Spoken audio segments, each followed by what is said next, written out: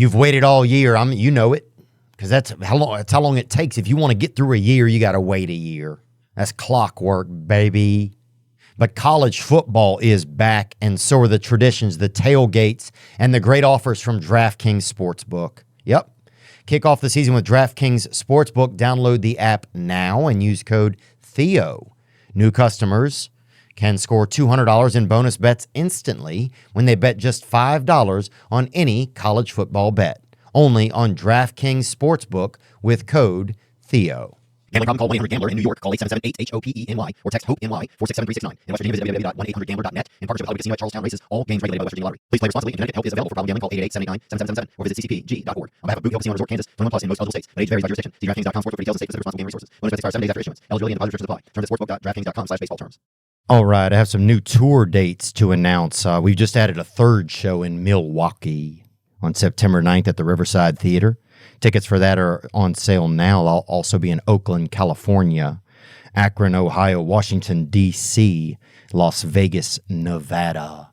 Some of those have new shows. Those are all at theovon.com/TOUR. And thank you so much for your support.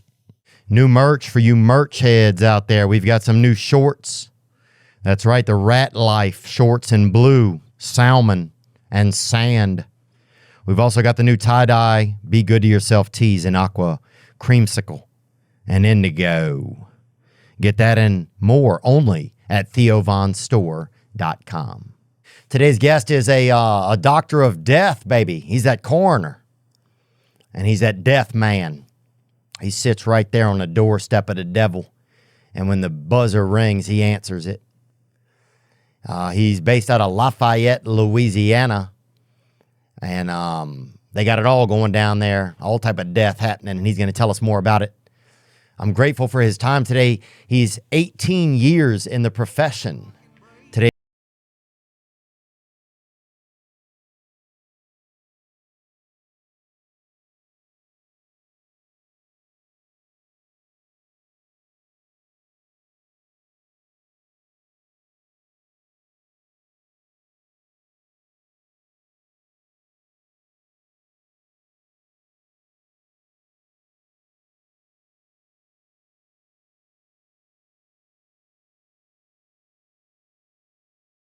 I'm sitting here with a coroner today, Mr. Toby Savoie, and you are a coroner. I am actually a death investigator for the coroner's office. The coroner is somewhat of a political position. It involves being a doctor. So we have a doctor that's a coroner over our parish. And then the majority of the work's done by death investigators like myself. Okay. Now, in Louisiana, they know you as the coroner. Just, you know, it's too hard to break down medical death investigator versus coroner or coroner's office. Oh, it's too hard to break down a good oyster dressing recipe over there for somebody. That's right. You know what I'm saying? You put too much information on somebody in Louisiana, they're going to start punching. That's right. Especially at a time of death. Yeah. They're not registering all that. So we go with coroner's office. But we are legally death investigators. Okay. So when does someone call a coroner? And what is a coroner death investigator? I'm going to call it a coroner for the episode? That's fine. Okay. What is a coroner? So a coroner is an elected position, but what we do is we go out when someone dies, or we're called every time someone dies that lives within our parish. Okay, or county. Or county. In Louisiana, it's parishes. So we're called if it's a natural case or if it's a homicide, suicide, any of the manners of death. There's different rules for people that may not be from Louisiana or from our city and state. If it's a natural cause, it would go back to that state of residence. But anytime it's an accident or just your general natural death, it comes to us. Okay. We have to pick up the phone and decide, you know, is this natural causes or is there foul play? We work closely with police. Okay. So the police give you a call. That's right. We get a call from the sheriff's office, the local city police, hospitals, nursing homes. And they say, Toby, we got a... Yeah, we have a case. So in healthcare, we say patients, but in the coroner's office, it's subject. So we have a subject here who's an 86-year-old laying in bed. Okay. And so then I know what questions to ask and how to pick the case apart. And do you guys physically go to the scene? We do. Okay. Not all scenes. I mean, if it's an 80-year-old who's on hypertension medicine and blood pressure medicine, heart medication. That's a gimme. Yeah, that has a really history of medical history. We don't necessarily have to go out for those. The police are there to call foul play. Right. But if they're laying in bed and they were found by their spouse, it's normally a natural case. If they see something that may look suspicious, then we'll go out. All right. But for the majority of the naturals, we don't. We can release those by phone and direct them to a funeral home. Not even a Zoom. You don't even have to do Zoom or nothing? Nothing. No, we just take the call, get the information. We still investigate the death, but we don't have to go out for everyone. Okay. So when you do go out, do you take like a toolkit with you, or what do you guys, what do you bring with you? How do you approach a scene, like if it's a death? Yeah, or a subject? So we have a bag of gear that we use. Now, in Louisiana, we're a poor state and a poor parish. When I started, they gave me a can of off and a badge. Really? They said, "Tell us when they dead." No, I'm teasing. Oh, damn. But basically, we go out. So we have tools that we use on scene. We need a flashlight to see around sometimes. Mm-hmm. The biggest thing that we do on scene after investigating the scene, which goes into a lot of things, we'll do toxicology. We'll draw blood. If the person suspected overdose, or overdose might be a possibility. And most of the overdoses, by the way, are accidental overdoses. Mm-hmm. People hear OD and they think intentional. So if we think drugs were involved, we'll bring a spinal needle or just a regular syringe. We can draw blood out of the heart, which is like a Pulp Fiction scene, the movie with the long spinal needle. Y'all go right in. We go right in the heart. There's no pulse, so getting blood out of veins when they're deceased is not a thing that we can do. So we take blood from the heart, or we can go in through the side of the eye, and that's called vitreal fluid. And how much is in the eye? So we get about 4 cc's out of the eye. It's not always. Some have more than others. Really? But we'll go in. We'll tap in through the side of the eye. Oh, you're not into the eyeball. Yeah, I'm into the eyeball. So I take a 2 or 3 inch long needle and I go in at a horizontal angle just to puncture it, and then I aspirate the fluid out of there. That's in the eye. That's in the eye. Yeah. Wow. So that's toxicology, and when you're getting it out the eyeball, there's less of a chance that it could clot up, because we send these specimens to forensic toxicology lab. So when you're going through the heart and the lungs, sometimes it can have blood clots in it and other things, and they may not be able to perform the test. 99.9% of them with blood are fine, but it is nice having that. And then the heart's not always easy to find, whether it could be a car accident. They could have some major crushing going on in the chest. It could be a gunshot wound where there's no blood left in the heart that we can get. Oh, wow. So the eye is a second option. And then if that doesn't work, we can actually put a slit in the belly and pull out a piece of liver and send part of their liver off to a lab to be analyzed. So we have a syringe with several different size needles and tools to use if we have to cut into them to grab liver to send off. And so that's all for taking toxicology. That's right. Okay. Right. And what deaths determine toxicology? So you said if it seems like a natural death, you guys can almost do it over the phone. Right. If it's a different type of death where there could have been a homicide or an accident, then you want to show up and do toxicology? Correct. We do more than toxicology. We're investigating the scene, everything around it, the home. Oh. I mean, we look at everything, not only the body, but the surroundings. A lot of times that'll paint a picture of what's going on with that individual case. For instance, I had a case where, the deputy was new.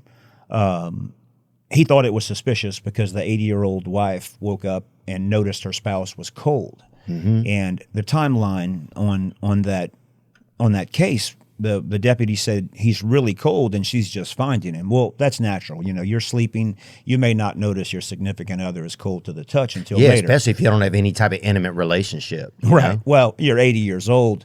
You've been sleeping together for 50 years, but he thought it was suspicious.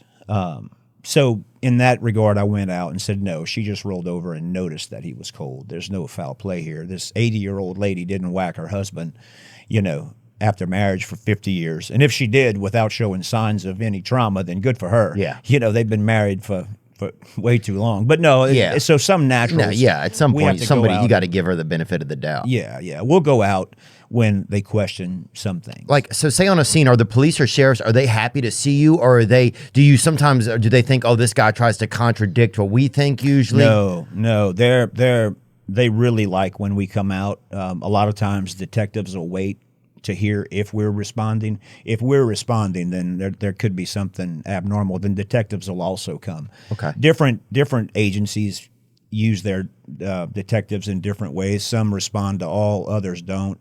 It just depends on the time and place. Okay. But there are many difficult scenes to respond on. But they're looking to us to help them, rule out foul play and other things like that. So because you guys have separate training than they do. Correct. We're medicine based. They're law enforcement based. Although, those guys really do a good job, as especially the ones that have been there a while. Sometimes they'll call things that I may have not noticed yet, and they'll say, "Hey, what about this?" And they'll also give us a description of what went on. They can look at the history of that subject to see, this person's been arrested several times for drug abuse or domestic violence, et cetera. So they're giving us information that we can use on that scene, on that investigation. Yeah, so take me through like an interesting call that's come in, especially down there in Louisiana. Dang, bro. Yeah. I knew people that could, they couldn't learn the alphabet and they took their own life, bro. That's right. We see a lot of that. There's a lot of preventable deaths that we can talk about. But, a typical call in Louisiana is anything from heart disease, suicide, OD. But to be more specific, we've had many that they find a body floating in the bayou. And that can be different, because they've been exposed to water. So, they may be bloated more. Some of the surface evidence or the trace evidence that we use is not there because they've been floating. You can see where turtles and other animals in the water have nipped at them. Oh, yeah. So it can be somewhat gruesome and then hard to tell, why are they in this water? They're dressed in regular street clothes. They weren't, they weren't swimming. They weren't swimming. They weren't fishing. And they're in the water. Sometimes people OD and their friends have no clue what to do with them, so they throw them into the bayou. Yeah. Sometimes these guys are just, hanging out and they slip and fall and hit their head or they pass out. We don't always know what got them to the bayou. Now, how do those bodies look if you roll up on a body? Because I've always wanted to find a deceased body. I think a lot of people have. That's a bucket list of mine. I see them every day, but I've never rolled up on one. Yeah. Huh? Yeah. That is. Why is that a bucket list thing for people? I don't know, but it happens often. I had a guy cutting the grass at a rent house and found a body. God. And did he get any intel or he just got lucky? No, he just got lucky. He was cutting grass and boom, he found that body. A lot of times if you work and stay focused and you keep working towards, it's better than some lazy dude who's doing nothing finding a body. Right. At least that guy's out there doing something. Well, when that lazy person finds a body, you got to question, how'd you find this body? True, right. Yeah. That's a good point. We had one recently that was just a driver was passing by and there was a lady in the ditch. Now, what was interesting was her arms were removed. She was a Mexican female. Damn, that's interesting. So they removed her arms because of her tattoos. So this was the killer did. This was a hit job, correct? And they didn't want her identified, So they see this in a ditch and they call us, and then we got to figure out, well, where's the arms, So there's interesting cases like that where people just, they right time, right place, and they find bodies. And so did you roll up on that scene with no arms? Yes. So when you get there, what's going on? Like, are people milling around? Is somebody, what's the scene like when you roll up on it? Well, in that regard, there's no families present. It's different than most. It's a lot of sheriffs standing around looking at the dead body. Now, we have jurisdiction on that body, and legally they're not supposed to touch that body until we get there. Okay. So, of course, I would get there, look at the scene, to try to find out, does she have family around here? What's she doing in this area? She's not from here. They'll do an investigation. The law enforcement will do an investigation on their part. And then I'll start looking at the body for obvious signs of foul play. And in this regard, she had no arms. Yeah. So we knew something wasn't right. And it wasn't like an alligator or an animal came out and removed her arms. This was intentional. Wow. So in that case, we would get them to an autopsy facility. Yeah. And do you look for the arms, or you just kind of put a note like keep an eye out for arms or whatever? Or like, what do y'all do about the arms? You don't worry about it. Well, the sheriff's office and law enforcement, They worry about that. They worry about that. Okay. Yeah. I mean, of course, we all look around the scene to see if Yeah. we find anything, because there could be evidence on those arms. But many times they go, unfound. Oh gosh, it'd be crazy. Yeah, I mean, I had a guy find a foot once. It was from a fatality, but they called me, and this was weeks later. Hey, we found a foot. Would you come pick it up? They don't want to touch it even. So I throw a bag in my car and I go grab a foot. It's a different lifestyle, Yeah, right. Yeah, if I get pulled over, carrying anything, yeah, man, I got a foot in my car. Yeah, bro. I got a 10.5 in the trunk. Absolutely, absolutely. Dude, that's wild, man. Yeah, that's interesting. And do you put that foot in the trunk? You put it in the back seat? What do you do? Yeah, well, in that case, I figured it would be pretty gnarly, so I actually brought a disposable ice chest and packed it in there, and then got it to the funeral home that they brought her body to. She may have been sent to cremation, but either way, the funeral home would take care of that body part. Okay. And I've traveled with worse. In Louisiana, it doesn't snow often. We had a case years ago where it was an infant death, and the autopsy place is about an hour and a half away from where we live, Okay. or where we work in our parish. So they had a baby that had passed away, and they asked, "Hey, it was snowing really bad. Hey, can you meet us halfway with this child?" And I'm in my personal car. I'm like, "Sure." So the baby, of course, is in a body bag. Yeah. So I'm driving down the highway with a baby in my And how car. big's that body bag? I mean, it's like a gallon or something. How big? Well, it's like a duffel bag for Okay. a baby. Oh, yeah.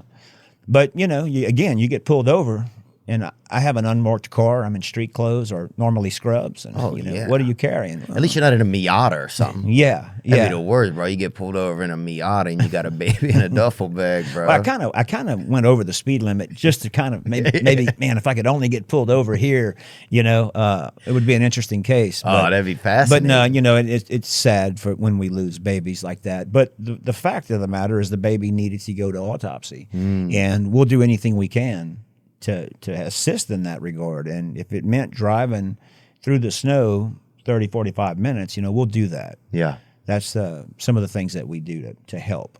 So your responsibility then, you feel a responsibility to determine how people died. Is that it? Correct. We figure out why they died. We put all the pieces of the puzzle together. Okay. Some are cut and dry. We can look at their medication, their age, do they smoke, drink, how much do they weigh, are they unhealthy? You can tell that by their homes too. I mean, so I'm a Cajun investigator, right? The first thing I look at is their fridge. I don't even look at the body. I walk in the house and I open the fridge. Wow. And when there's pizza bones and a spoon in a jar of beans and maybe some rotten Popeyes and a couple of 40-ounce beers, I know this person wasn't living a healthy lifestyle. Yeah. So, I know this person was listening to Mystical too, probably. that's You know what I'm right. saying? I'm not That's saying right. anything, So but- I'm thinking heart disease from the get-go. Okay.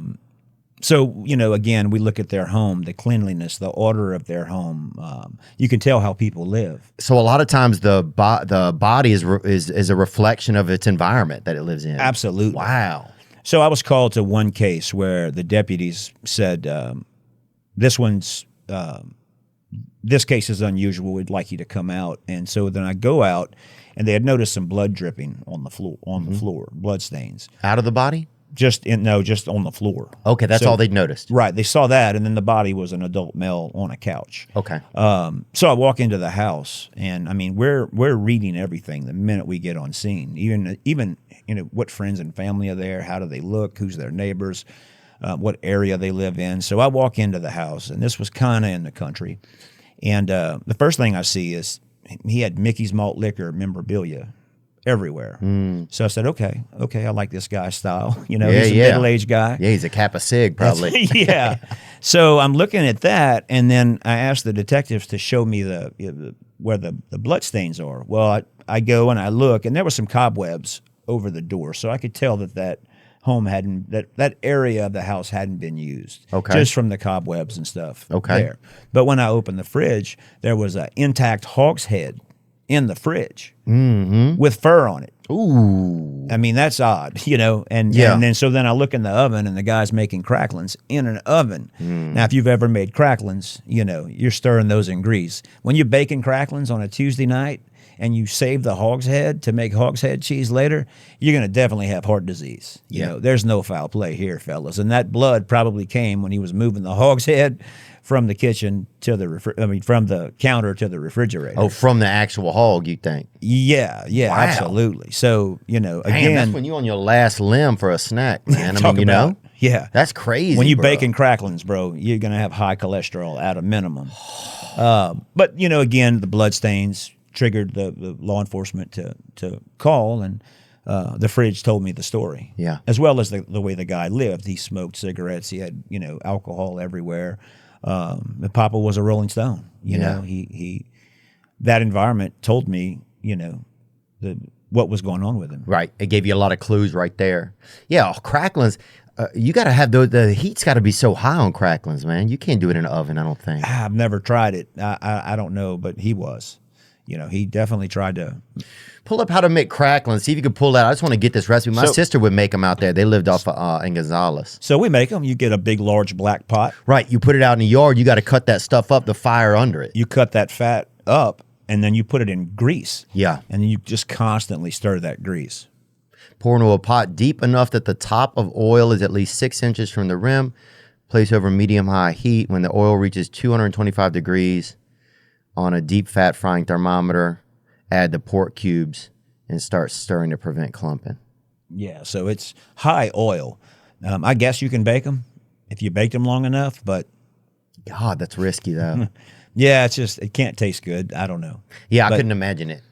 Because you got to really get them to pop. And so I just couldn't imagine them doing it well. And you do dumb shit when you're drinking. You know, maybe it was one of those nights. Like, hey, let's bake some cracklings. Yeah. Who knows? Let's give it a run. Yeah. Yeah. Yeah, I don't know if it did. And now, did that fella have a wife, or did they seem kind of lonesome?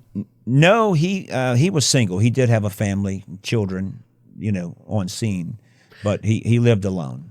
Now, say if you pull up on, like, let's go back to that water body, right? Right. What happens to a body when it's in water? Because I think sometimes a lot of people fantasize. That's one of the fantasies. I'm gonna find a body. Right. You know, it's either in the woods by the interstate, or I'm going to walk down by a creek bank and there's going to be a body right there. I think that's some of the general fantasy of humans.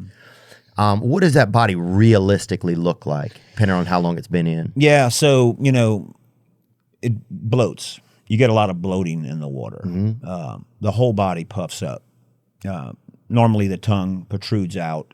Ooh, you don't think about that. The gases and the gases and the decomposure, you know, the bodies sink and then they rise when the gases start to fill up the body, and that's when we find them.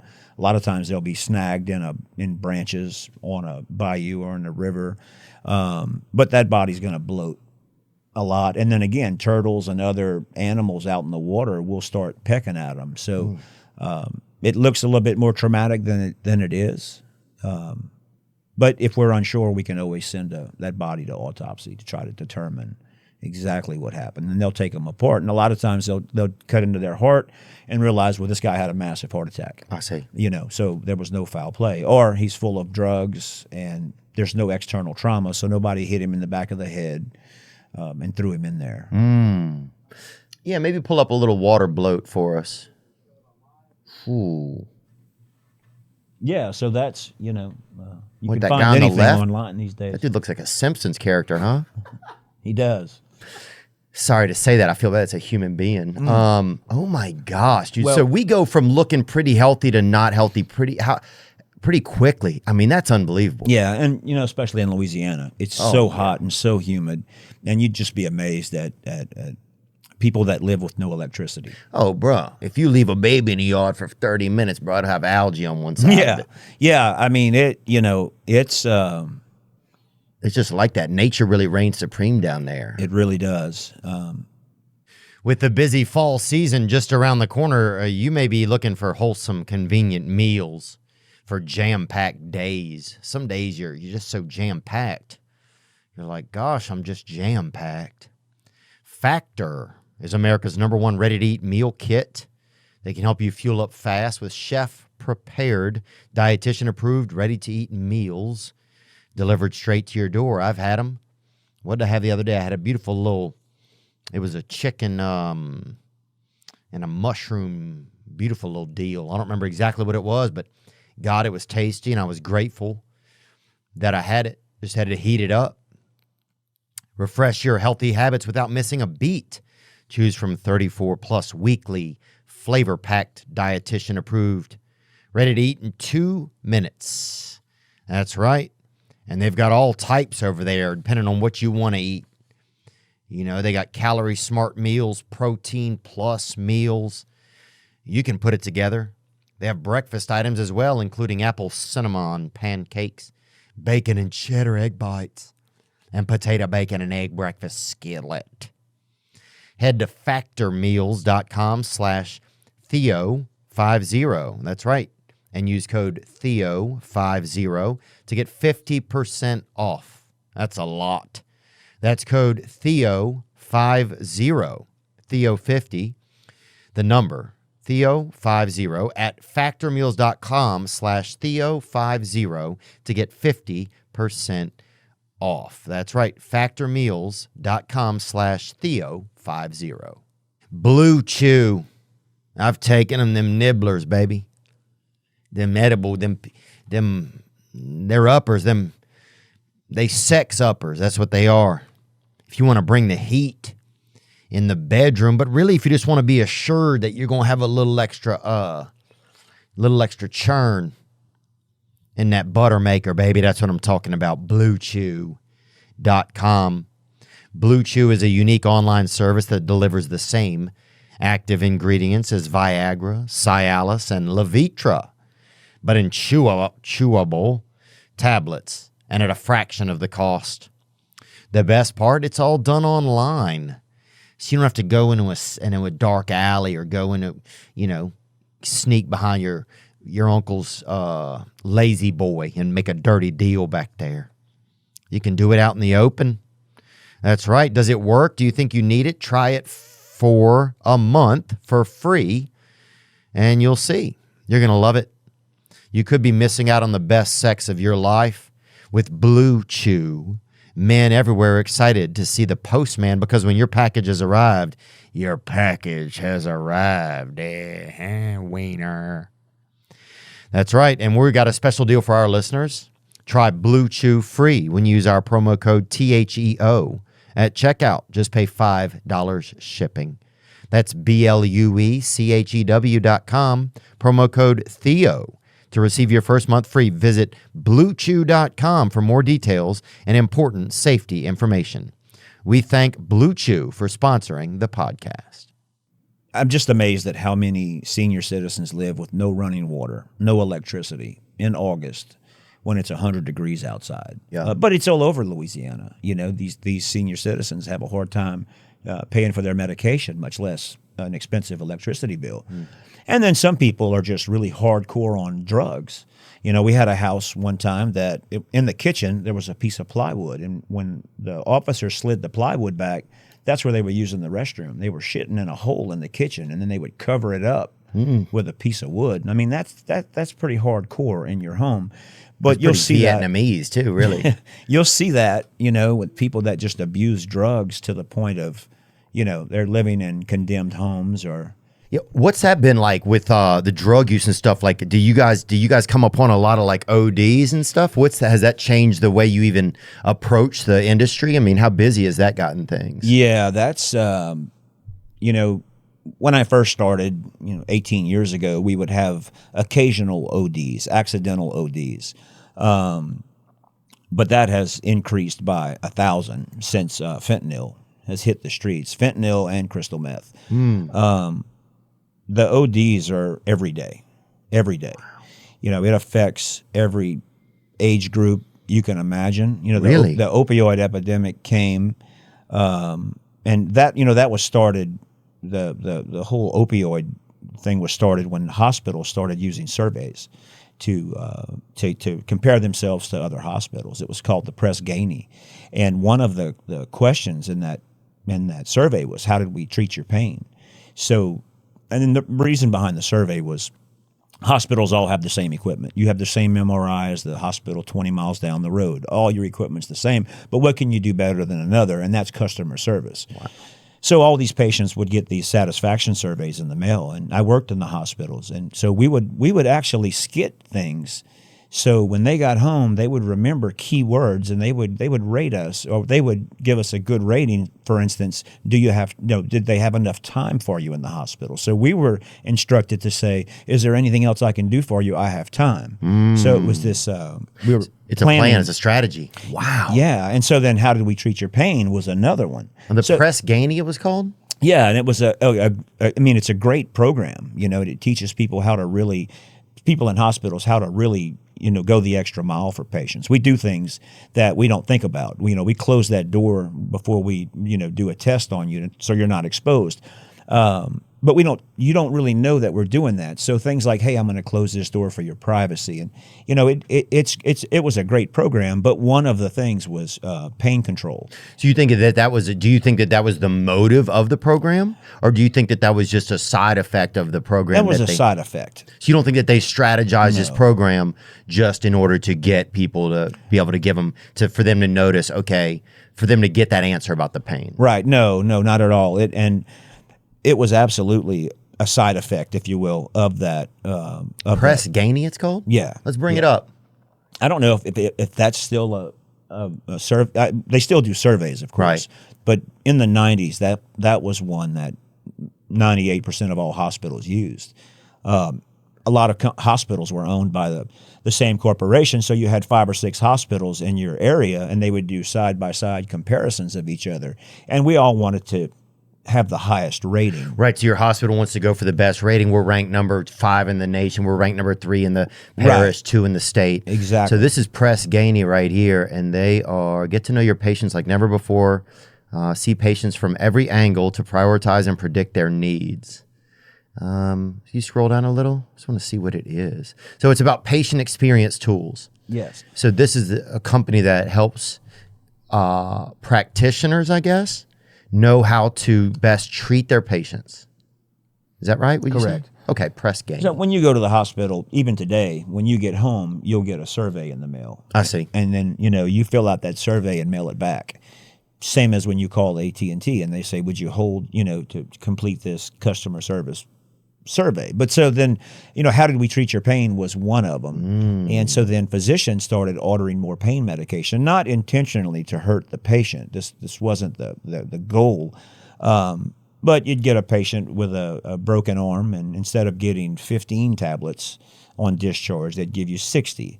So a lot of the opiate addiction started from the overutilization of prescribing pain medication. A dentist might give you 40, whereas the 40 hydrocodones or Lortabs or oxycodones, instead of giving you 10, they would, give you 40 or 60. So the government came in and with the opioid epidemic, and they tamped that down and put in regulations so we wouldn't hand out so many pain pills.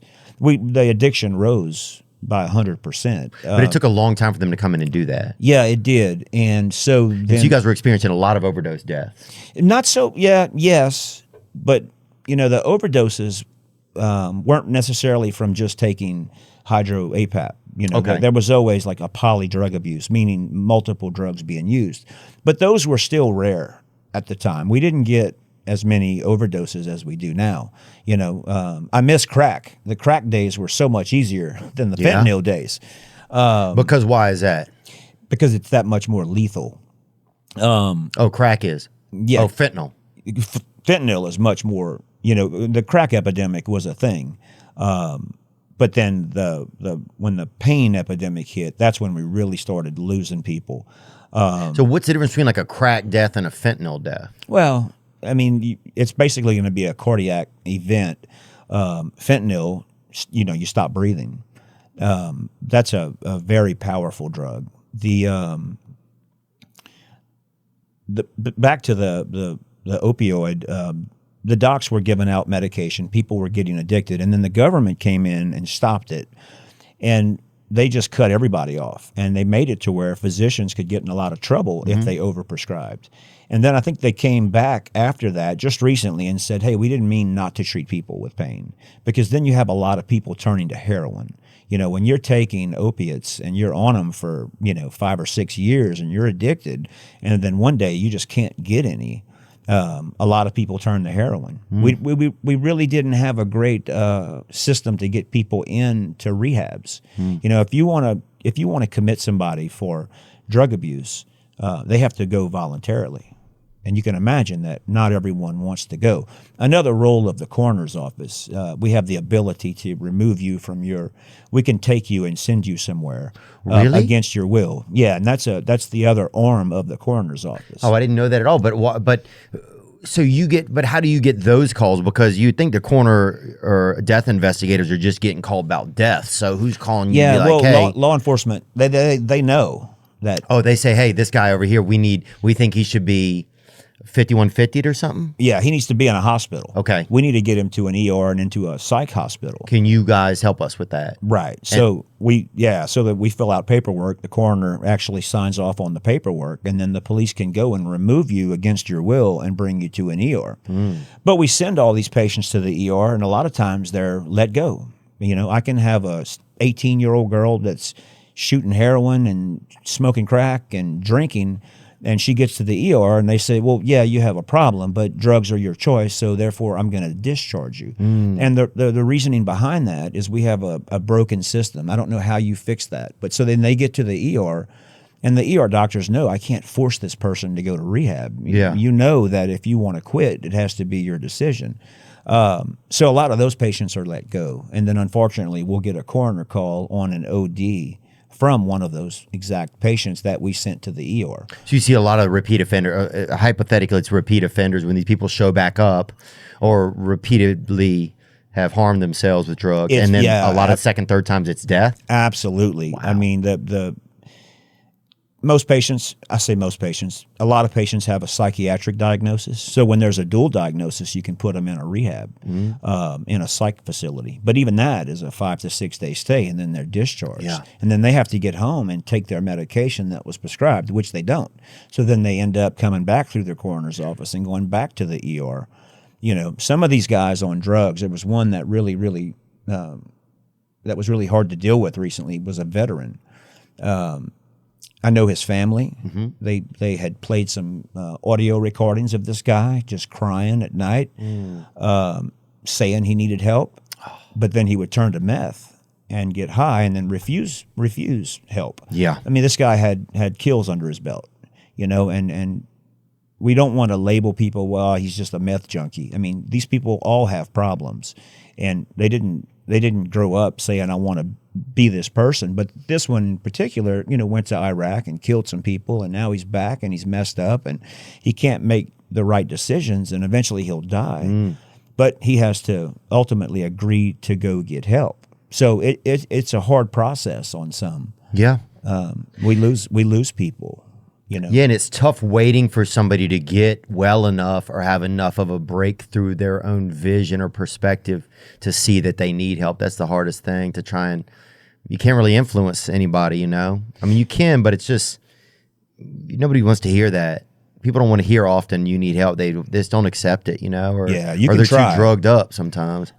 Yeah, and you do interventions and stuff, and sometimes people don't want that. I tell families, you know, because we have them where, you know, the families will send them, they'll go to a psych unit, then they'll get out and they'll die, either by suicide or drug overdose. And a lot of times I'll tell families, look, you have to try. You have to try. You can't force your child to go to drug rehab. A lot of people are nervous about sending people because the sheriffs show up and they put you in a court and they bring you to the ER, and a lot of families just are scared to do it. And I always tell them, you know, we don't know the outcome of this, but you have to try. Yeah. You have to get them in front of somebody professional. And if they get out and they keep doing the same thing over and over, at the end of the day, you know you tried. Yeah. Yeah, man, that's such a battle. It's heartbreaking to see the effects of all that, of all like the opioid epidemic and just all the fentanyl deaths. But are you noticing less of those? Or are you noticing? No, so fentanyl deaths are every day. Wow. Every day. and it's, I go out throughout the state, well, throughout the parish, and I've been giving lectures, and I'd love to do more on fentanyl. It's 100 times stronger than morphine, or I forget the exact numbers on that, but it's extremely potent. Overall drug overdose deaths rose from 2019 to 2021 with more than 106,000 drug overdose deaths reported in 2021. That was during the pandemic. Deaths involving synthetic opioids other than methadone, primarily fentanyl, continue to rise. So imagine a football stadium that holds 100,000 fans. Okay. Tiger Stadium, maybe almost. Pretty much. Almost. So that's how many people we're losing a year. The next time you watch a football game in a big stadium, just imagine that many bodies. Yeah. And that's the ones we know about, There's so many unknowns that we don't catch. Yeah. But we're losing that many Americans to it. And it's young kids. It's unbelievable. They have pill presses now. So I can take an oxycodone, a real one, and I can take a fake one and put it in front of a pharmacist that has 40, 50 years experience. And he can't tell me which one is real and which one is fake. Wow. And they do the same thing with Xanax, Adderall. So all these things kids take. Everybody has a crazy aunt, and they've heard the word Xanax before. So you have a high school kid, maybe the girl's having boy troubles, maybe she's on her period, and a friend says, hey, take a half of Xanax, it'll help you relax. And that one tablet is fatal. Yeah. And that happens. Because it's a pressed pill, you're saying. It's a pressed pill. Right. Yeah, and so pressed pills is where they basically replicate it, but they use fentanyl up in there. Correct. Because it is more powerful, it's cheaper to replicate than making the actual product. Correct. You can't get the actual product, so they make it look identical to the real thing. Right, and people don't know if you're buying, especially you're some kid, you don't know. No, you don't. And what I was told was you can smuggle across the border a coffee bag of fentanyl versus 20 pounds of meth, and you're going to have a higher profit margin on that little bag of coffee, which contains fentanyl, than you would on all that meth. So the cartels are sending in loads and loads of fentanyl. And it's snowballed into heroin, So we see when we were younger, movie stars did heroin. Yeah. We didn't see much of that coming up. But now now I feel like you had to have money to do it. Right. Now it's everywhere. Yeah. The some of the people you'd be amazed at how many good-looking young kids do heroin. But actually it's not heroin. There's one form of heroin called China White, which is a snortable form of heroin. Yeah, people brag about that a lot in the recovery meetings. Yeah. About using that. Yeah, you can snort it. You don't have to shoot it. So what they're doing is they're selling it, but it's fentanyl. Fentanyl comes in a microgram dose. So when you get a milligram dose, that's just a fatal dose. So we're seeing it every day. And when you roll up on a case like that, right, where are those cases at? What does that look like? What does that body look like as you come up on it? Yeah, so they're normally in a natural position on the couch or in bed. But we know, this person has had repeated run-ins with the law. A lot of times we'll see the evidence. They have a belt. They've been shooting up. They have their belt. They have their syringes. And again, nobody touches the body until we get there. And I can talk to the family and get it out of them. Fentanyl is the worst that we've ever seen, and now they're mixing it with other drugs like xylazine, which is a vet drug. You hear it referred to as trank. This is creating these massive ulcers on people, but they're even having to make fentanyl stronger. When someone dies on fentanyl, the users in the area, you think they'd be scared of it. Like, I don't want to get that batch, but they want it. They want to know where that person got that batch so they can get a better buzz from it. Oh, dude, one time I remember I was with my dad, and he would take us to the park, and he would sleep in his car while we would play it or whatever. And he gave us like a case of Kit Kat bars or whatever, and we were breaking them and throwing them out to this squirrel, right? And the squirrel ate a bunch of it and died, right? And because I guess they can't have chocolate or whatever. But in the distance, dude, you saw like 30 other squirrels hopping over. Yeah. And by the end of the day, bro, I have to remember that when we squirrel hunt. Yeah, Kit bro. Kats. You get a Kit Kat. I don't know if it works with that new white chocolate one, but I know like the original one. The old school one. Bro, I mean, you could look in the distance of the park and you just saw them all just hopping over, Don't tell somebody from Louisiana that Kit Kats are going to skyrocket. Right. And that's what we do. We squirrel hunt. Oh, dude, you'll shoot anything if it's in a friggin' tree out there. There's bro. a parish. If a rope swing gets a little wild, somebody will gun it down, bro. There's a parish in Louisiana, and up until literally a few years ago, the school board, opening day squirrel season, the school board closed down so everyone could go in the woods on that opening day. I mean, can you imagine that? The whole town is absent on opening squirrel season. Yeah. Everybody, all the men and kids are in the woods, and all the women are in the bars. That's a party. You know, That's a party, all dude. for squirrels. But yeah. So the fentanyl deaths has been high. That's been really, really crazy. It's out of control. Yeah. It's out of control. ODs used to be, death is seasonal. We have different deaths in different parts of the year. We know what to expect. Oh, really? Yeah. So, wintertime, you're going to get your, a lot of naturals because the weather's changing. Oh, yeah. You're going to get hunting accidents, Cajuns falling out of tree stands. Right. Breaking their neck. They everything imaginable in the woods. You got Cajuns with guns in the woods. So then you get into the springtime. Weather starts getting nice in Louisiana. We don't have many months of nice weather. So then here comes the motorcycles. So we start getting motorcycle deaths. A lot of organ donors right there. Lots in the springtime. A buddy of mine's office is full of motorcycle helmets. And I asked him one day, I'm like, why do you have motorcycle? I mean, literally around his whole office. And he run an autopsy clinic. And he said, I just keep the helmets on all the ones we do. Yeah. So that's a little bit of a collector's item he's got going. Yeah. So those all had living people in them that died on motorbikes. Absolutely. Yeah, motorcycles are dangerous, and I'd love to own one. But in Louisiana, we have so many roads that pop out on major highways, and you're doing 60 miles, 70 miles an hour on a motorcycle, and a car pulls out, you're done. Right, yeah. But we see that in the springtime. Summertime, we see drownings. So every season brings its own type of natural. Yeah, manners of death. Manners of death. The holidays are expect the unexpected. Really? You get the most brutal, tear-jerking, sad cases, especially around Christmas and New Year's.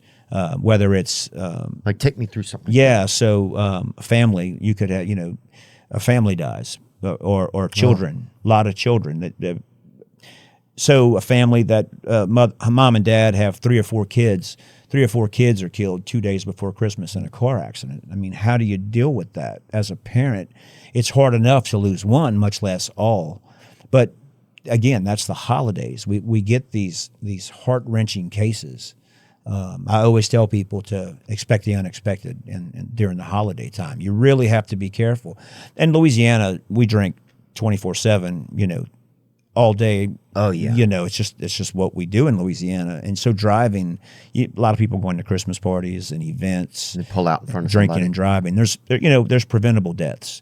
And oftentimes I'll tell friends and family that, if you have to go somewhere and it's a 2-lane highway versus a 4-lane, even though it might take 15 minutes longer to get to your destination, take that bigger highway where you're not one-on-one with traffic. Because I guess that 70% of the cars you're passing are drivers under the influence. And that's all year long. I mean, you realize how close you come to other cars when you're on a back road, trying to get somewhere. Well, especially in Louisiana, bro. Yeah, there's no lights. The roads are dark.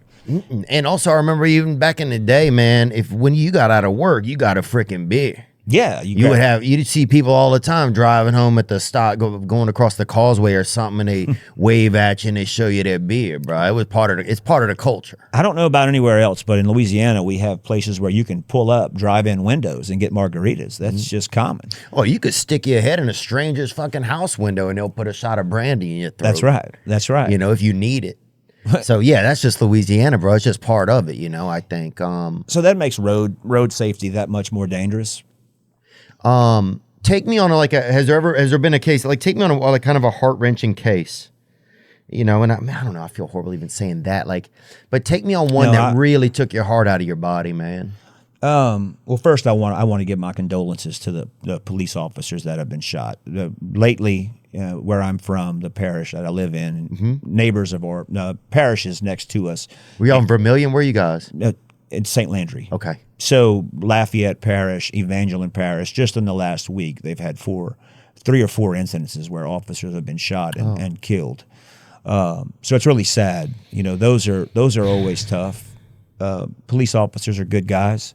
We were all scared of them when we were younger. Yeah. But when you get to know these guys, and they're all great people, and it's hard to see. I had an officer that was shot years ago, and it was such a surreal thing to zip up an officer in a uniform. He had the black stripe across his badge. I guess that was around 2015 when they started doing those black stripes on their badges, and it was such a surreal event to do.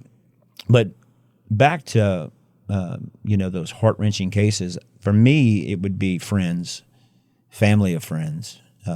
If you had to roll up on somebody and then it's somebody you know? Yeah, that's the thing is when I'm getting to a car accident, in my hometown, I start seeing cars that I recognize. And as I'm walking up to the wreck, I might see a Nissan Altima or something. And oh, yeah. For a minute, your heart drops like, oh, is that so-and-so?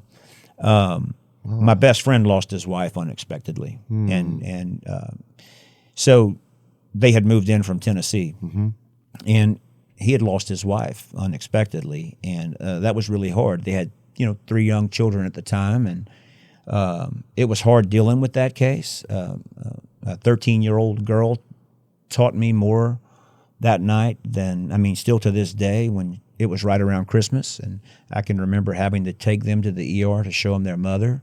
And it was tough. She said, Mr. Toby, all I want for Christmas is my mom. And, we put so much effort into Christmas and presents and holidays, and here I have this 13-year-old girl. It really puts things into perspective for you, and still to this day, I do my job because I was able to save my best friend's life by being able to remove him when he was depressed. Suicide is real, and he ended up getting help, and I had to help him get help. But I feel if I wouldn't have reacted after that event, that he may not be with us anymore. So that's what keeps me going in this case. So there's some personal involvement there in certain situations. Your ability to, you guys are like, oh, well, if there's drug use here, I can help send this person, or, help commandeer them in a direction maybe that could help them if they're willing to go. If there's like, if I'm associated with the someone who's passed and I'm associated with a friend, I can lead them into therapy or keep tabs on them. Or I've seen enough instances where you statistically know, hey, bud, there's probably a 50% chance you're going to stay alive after you've lost this person in your life. You really need to keep tabs on yourself or get some help. Absolutely. Wow. Absolutely. That's funny. I didn't know the coroner. I didn't know some of the access points that they had and some of like the direction signs that that the coroner's office can point people in. You don't think about that. You just think about somebody rolling up, and making a call. Like Satan's line judge. You rolling up and you just the referee. And you call them into heaven or you call them out. Only the coroner can arrest the sheriff, and that's from the early on. 1900s, if not earlier. So when the sheriff needs to be arrested, only the coroner can go out and do it, which is interesting.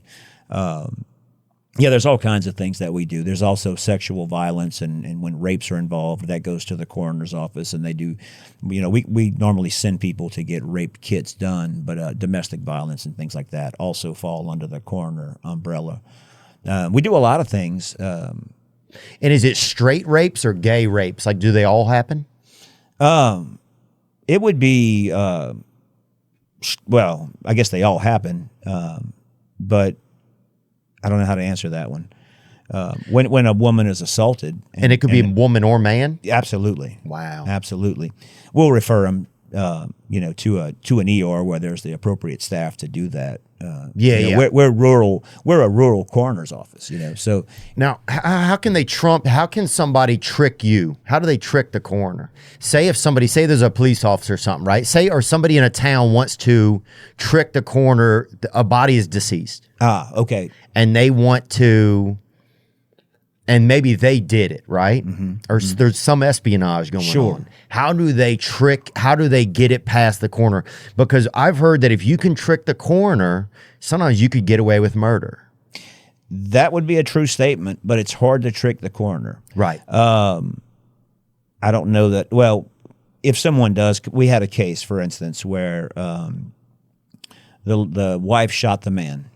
and he was laying there deceased. He was a farmer. There was a shovel on the ground, and farmers don't put their tools up dirty. They're going to clean that shovel before they put it up. So there's a muddy shovel laying on the side of a deceased man, and the wife said it was self-defense.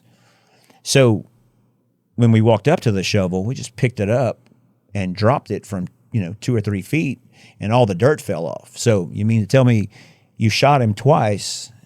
We could see that he grabbed his wounds. And so did he lay that shovel down nice and gently after you pumped a few in him? Yeah. Or did you stage that there? So things like that, that always don't make sense. You have to really think about some of those things. But we have ways we can tell. If, let's say you strangled someone or used a pillow, there's no, that's one that's often thought about. When we're doing our assessment, we can see a thing called petechiae.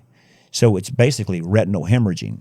So when we look into the eyes, we'll see little red dots, and we know that person was strangled or suffocated. Dang. So let's just say I kill somebody and then I hang them. Mm-hmm. Well, I can tell if they were breathing when they were hung versus not, and that's all based on that retinal hemorrhaging. Really? Yeah. So we have a lot of.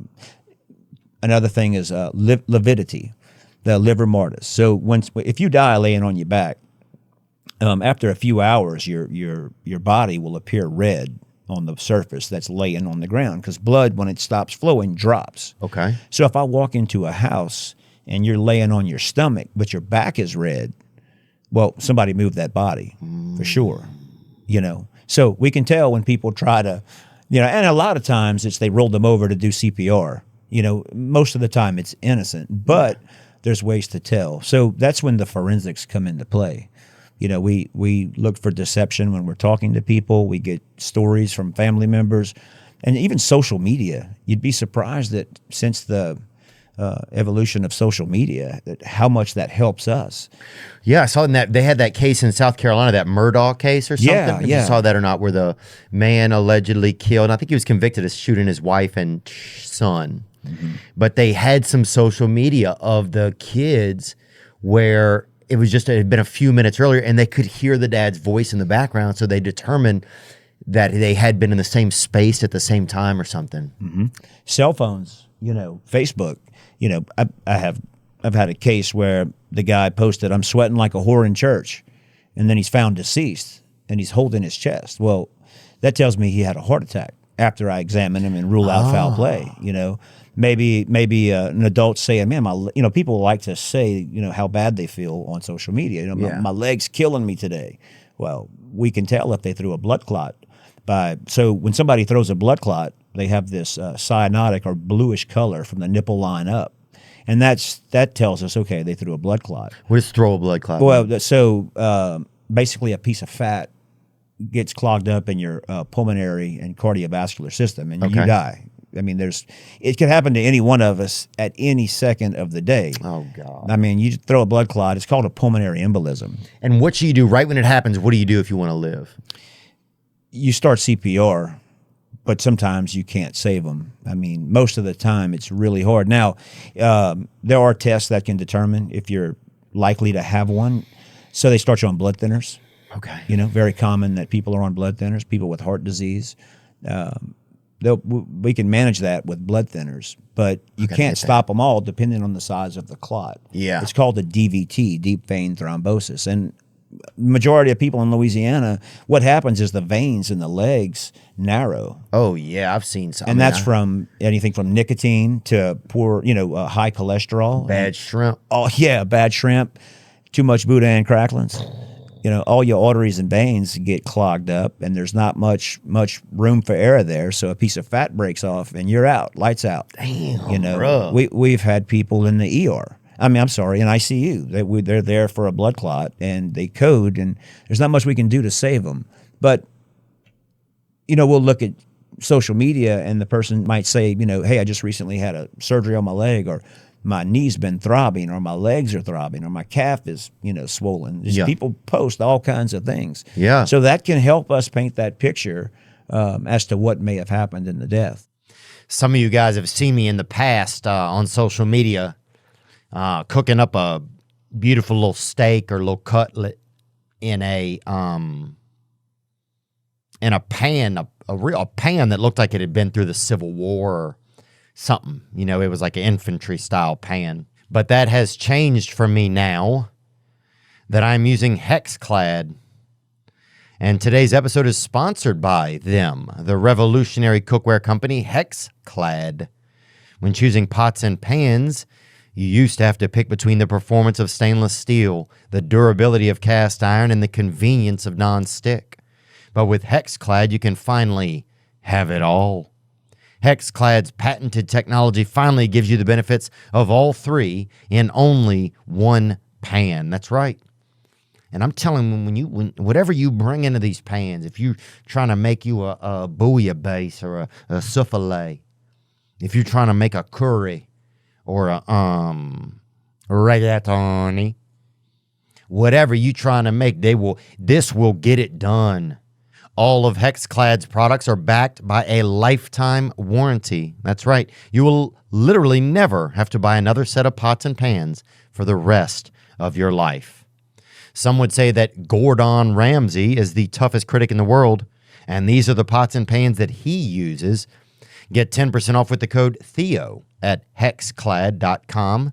That's 10% off at hexclad.com with the code Theo. Bon appetit. Let's eat with Hexclad's revolutionary cookware. This episode is brought to you by BetterHelp. That's right. I've gotten therapy. I've gotten BetterHelp.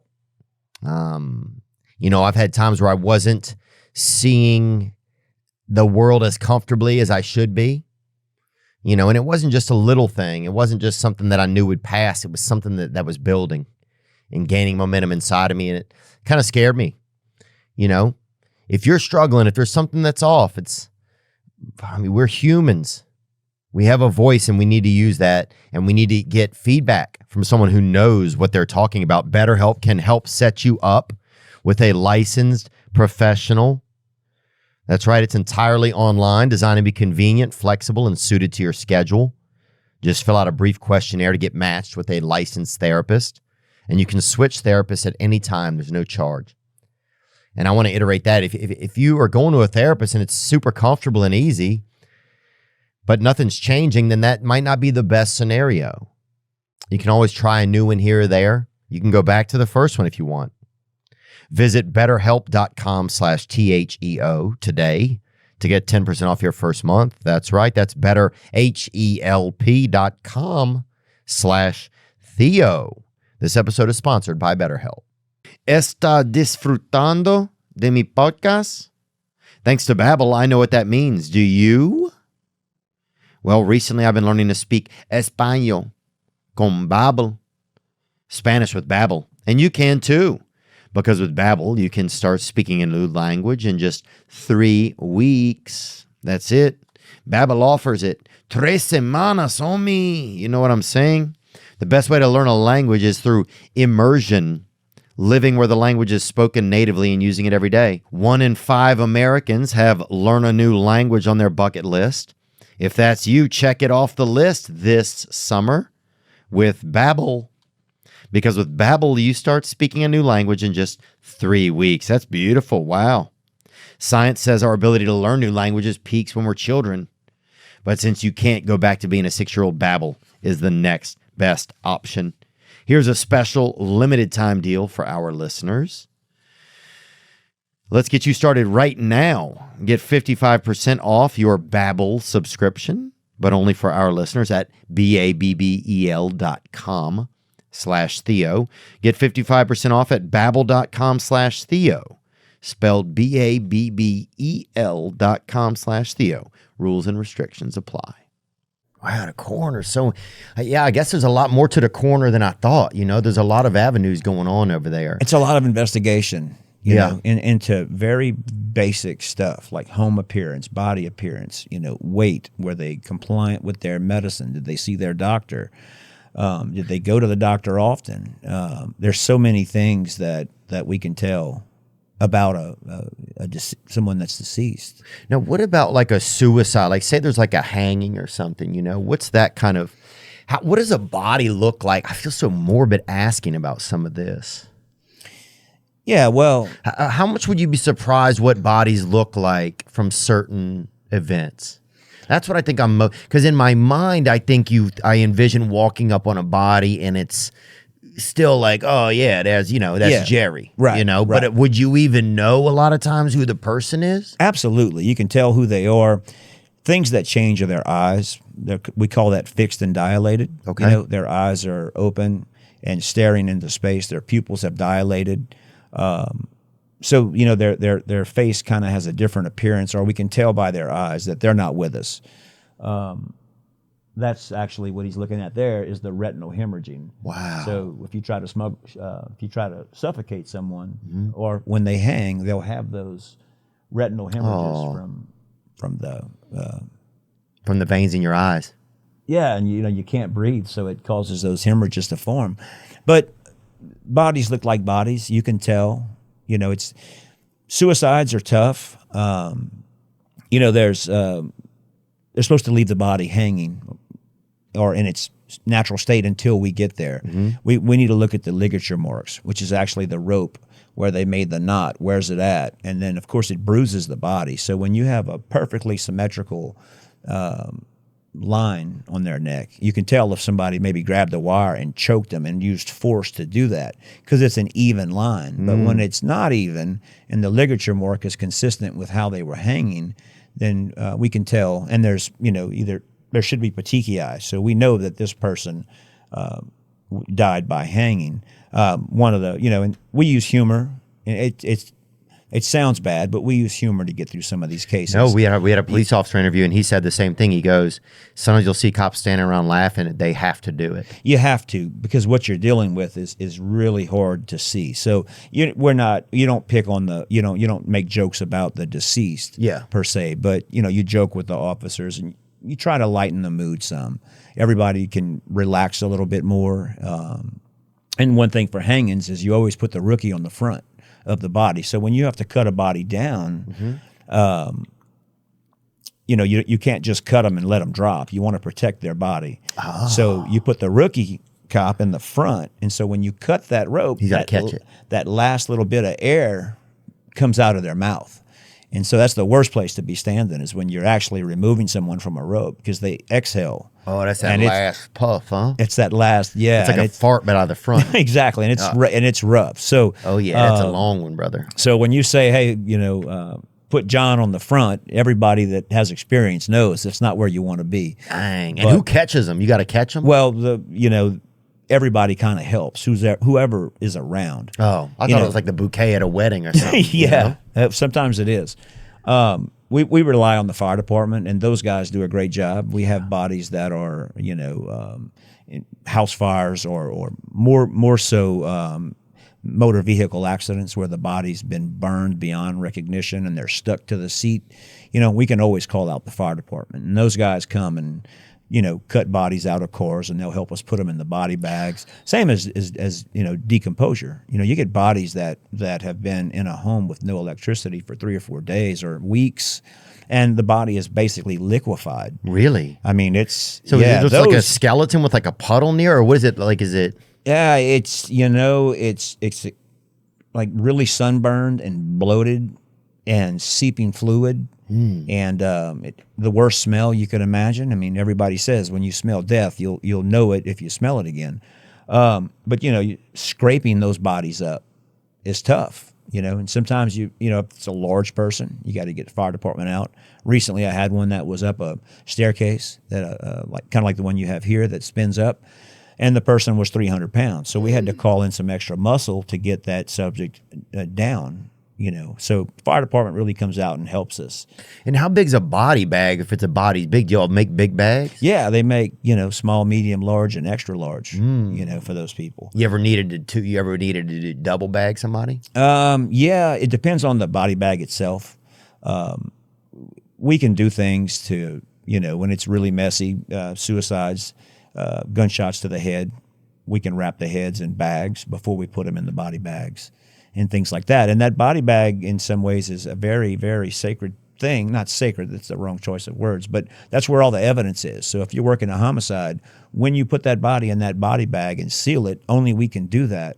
And once it's sealed, it's not allowed to be broken until it gets to the autopsy facility, because you'll have evidence on that body. You know, even maybe the sheets they were laying in and all that can go into a body bag. And we've had cases where the funeral homes, you know, for whatever reason, wanted my new body bag. So they would take the person out of the body bag and put them in an old one that's patched up with duct tape and send them to autopsy. And you can't do that. Just to save the money? They wanted to keep the bag you had? That's a nice bag. I'm going to keep that one and throw them in this one. You can't do that. That's really important evidence. You know? Oh, yeah.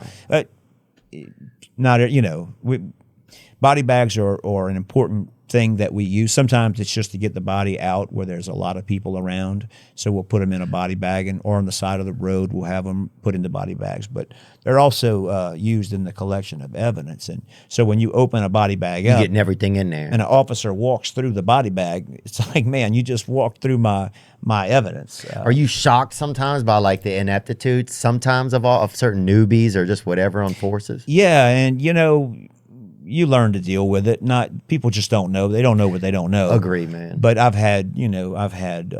So when I see an officer struggling in a home and the smell is really bad, if I see you struggling, I'm going to slow down because I can deal with it. I've trained myself to where the smells and things don't bother me. But you know, I'll watch that officer kind of eyes are getting watery. Their face is red. They don't like where they're at, and I'll kind of slow my investigation down. Like, what's his date of birth? And let me go dig for that. So just as a way to kind of help them. Well, no, I put them through it. I put them through it. You know, I'll slow down when I see them struggling. You're gonna make them put them on the grill a little. Yeah, that's right. That's right. Boy, you know, do you know where his last address was? And they like, oh my god, like, I just want to get out of here. Yeah. You know, but I've had officers throw up on bodies. Really, right on top of the body. Yeah, and we're sending yeah. that to autopsy. You know, so it's like you just put all your DNA on there. It's like a baptism at Arby's, baby, right there. That's Yeah. horrible. Yeah, well, speaking of Arby's, we can talk about that one later. But What happened? There was a death at Arby's? yeah, in Lafayette. Oh, of course. They found a lady in the cooler. Did they? Yeah. Wow. Yeah, we got to meet, huh? Yeah. I mean, poor thing though. She was stuck in there. And she got stuck on accident? Yeah, I think the lock malfunctioned and they found her the next day. But that was in a small town. Ooh, there's a dead body in Arby's. I mean, even my brain went to, oh man, did somebody put her in a freezer? I'm not thinking walk-in cooler. I'm thinking small cooler. Here we got it right here. New Iberia. Arby's manager who died in the freezer. The family's attorney inspected the Arby's this week and is now telling all. As part of his inspection, attorney Paul Skrabanek locked himself in the Arby's freezer to get a sense for what she went through in her last moments. The thermometer read between -20 and 30 degrees. As soon as they opened the door, I got a feeling that I didn't want to be in there with the door shut. Pierces your clothes, you go stiff.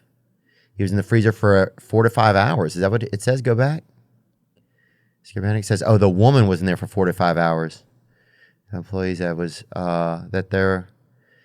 it's under my understanding from talking to one of the employees that was there with her son when he found her that she had completely frozen. Wow.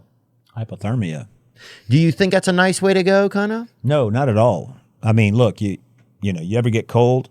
I can't imagine, what that poor lady had to deal with. Yeah. In that circumstance. And her son is just tough. It's tough. What does that body look like? Did you roll up on it? No, that was in another parish. But I'm sure she was cold and stiff with but pretty normal. What position do people die in a lot? Is there a lot of? I've always fathomed that I would be holding my crotch. I know that may sound crazy. Yeah, no. But I think it's like a protective mechanism. Like right. I think I would be like just holding your figs and or like maybe I don't know where my head would be, but you think you'd rather die with your mouth closed or open? What is like a cooler? Not cooler, but like what's like. Yeah, I mean, we find bodies and all, a lot of people collapse, fall face forward, a lot of people in bed. I think mouth open probably. Yeah. Like, then you're almost like. Yeah, opera singing. Yeah, something we're like, hey, bro, you know. We find bodies. Or a lot of guys holding their junk. Some. Not all, but But it happens sometimes? Yeah, I knew that. absolutely. Absolutely. Yeah, I always wonder, is there a position that's best? Say I'm going to die, right? Right. And the last thing that I can do is be helpful to the people that are going to find my body and to the coroner's office. What's the best way for me to die to make it easier on whoever's going to... The best... to make it easy on you guys and the staff? Well, I guess die in a bed. You know, Okay. That's the easiest way. That's the best way. It's clean. You have covers over you. It's easy for the family. Yeah. Families oftentimes want to see their loved one. We have to clean them up to a degree. Sometimes they can't see them, you know, because it's such a morbid picture. But, you know, dying in bed is very common on your back. One time I had a guy die standing up, and I'll never forget that. They called me out to an apartment complex somewhere. And so as I'm walking into the scene with one of the sheriffs, a friend of mine, they're like, well, that's him. And we're not quite in the house yet. And he said, he's standing right there. And I said, what do you mean he's standing? Well, the guy died standing up. And for a minute, I thought they were messing with me. I'm like, y'all got to be messing with me. So I even like tapped him on the leg before because, you know, he had just, the way he had fallen, he was standing up at a sink and his head just kind of landed he just kind of wedged himself in and his legs were locked, and that's how we found him. That was so odd, you know? That's interesting. Yeah, to be really just kind of locked in there. He's just getting his steps in, I guess. I don't know if he was brushing his teeth or what that was, but I didn't believe him. I'm like, that can't be him. And they were like, I'm telling you, he's standing up. I said, well, that's one for the books. Yeah, because what are the odds of that? It's like when you watch those videos of those people trying to throw a bottle in the air and make it land, you know? Right. I've only hard. had one die standing up in 18 years. Oh, wow. So it's a rarity. That's very rare. Yeah. In my opinion, you know. Now, and how tough is it? If there's do you guys ever deal with animalia death? Yeah. So do you guys, does coroner deal with that too, or no? Yeah, we deal with all deaths. So now, don't get me wrong. We've had people call us because they have a dead dog or they got bit by a dog, and it's like, oh, you call in the coroner's office. Go to the ER. Yeah. Call your neighbor and call him an asshole. Yeah. You know, that's what's happening. But no, animals. Well, so if you die in a home that's locked with animals, those animals will eat you really fast, especially a cat. Dogs will hold out until they have nothing left to eat, but a cat will remove your head in 24 hours. And I'm talking literally hair on the floor, no head, and nibbling into their chest. Even cats that were loved by their owners, or is it just cats that you think had something with the owner and they're gonna say, this is my time? Yeah, no, they're absolutely feeding on you. You know, I don't care how much you love that cat and that cat loved you, he's gonna eat you. And you know, sometimes we get to cases where there's you can tell that the cat or dog had been nibbling. You know, it might be on the face or the cheek or so, the toes. But then sometimes it's unbelievable. And it was one of my first cases, and I just never imagined that they could do that much damage. You know, smaller dogs. Now a lab won't. A labs for some reason don't eat their owners. Wow. You know, unless they're locked in for months. I guess they would, but I find it more weenie dogs, small dogs, and cats. Cats don't wait.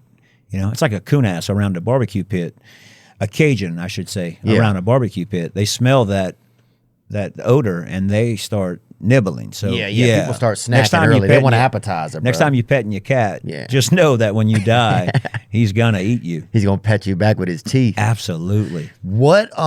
And how soon after? We talking 30 minutes after? Yeah, probably an hour or two, I guess. I knew this about cats. They start nibbling, and I love my cat.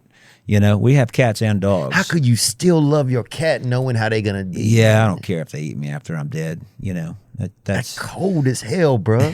Well, think about that, man. My buddy died, bro. We've been friends forever, right? He's laying there, dude, and I fucking carve a little bit of him off. Yeah, it's pretty intense. I make a fucking sandwich or something out of my boy, fucking Randall. Yeah, well, they after an hour. They do it. You know, I'm kind of new to cats. We just got one to keep the mice down, but yeah. Oh, he's gonna keep the mice down, or he's playing the long game though, dude. Yeah. That's when they lay on your wrist, they checking your blood pressure, dog. That's what that cat's doing, bro. They're waiting for you. They licking their lips. Wow. As is the weenie dog. The weenie dogs will do it too? Yeah, small dogs. I find that small dogs, well, they'll jump up on the lap of their owner and, I guess start nibbling. And will they eat the wiener to jump too, or no? I've never seen one, but absolutely. Absolutely. Most of the time it's, I kind of feel like they're nudging you to see if you're still alive, maybe licking you at first, and then when you don't respond, and then they just start, they just go after it. It's pretty intense. And what about like a turtle? If say the body's in the wild, it's in the water or something, do they eat the junk? They eat the junk off a body or not? Well, usually the body's covered, so it's gonna be arms. Oh, okay. So it legs. Has clothes on. Yeah, you're gonna have pants on. And how big was your waist get if you get bloated? Say I'm like a 34, 35-inch waist. How big would? Yeah, you can go to a 43. Ooh, wow. In the bloating stage, the body's it's like my buddy Thomas. I think he's like a 43 or something. You do swell and get a lot of edema, and then it starts to almost liquefy. We've had cases where we have to move the body or pull that body out, and I've grabbed the leg of somebody, and when I pulled, everything came off, all the skin, and you pulled the whole leg off. Bro. Yeah, it didn't detach the leg, but all the skin. If you'd have kept pulling, would it have? No, I don't think it would have pulled the leg off, but all the skin just that does happen. But the body's so frail at that point, What is do you think you have some infatuation with death? Why are you able to handle this sort of thing? I couldn't handle some of the images that we pulled up, right? Yeah. I mean, really, like. What makes you think you're able to digest that visually and emotionally and everything, and how does it digest for you? Yeah, I started healthcare really young in life, high school. All my friends were taking shop, and I decided to take a nursing aid class. I figured I'd be able to bathe the girls. Well, that didn't work out so well. That body shop, homie. You know what I'm talking about. Boy. I should have took shop, but that woodworking. But I always had a fascination with healthcare, and then I went into other things. And at one point, cardiopulmonary respiratory therapy. So we manage life support systems.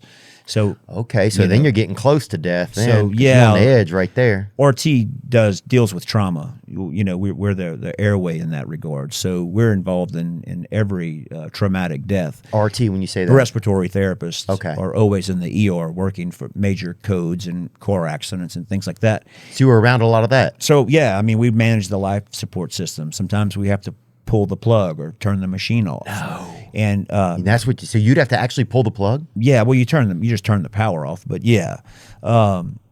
You'd think you'd at least pull the plug, like at least it's eventually you do. I mean, you have to take the machine out, but terminating life support on somebody, by the time you're at that stage, they've done brain tests to see if there's any brain activity, and these people don't want to live on a machine. It's not like they're alive and talking to you at that stage. But again, we see we see a lot of trauma, and I've always had this.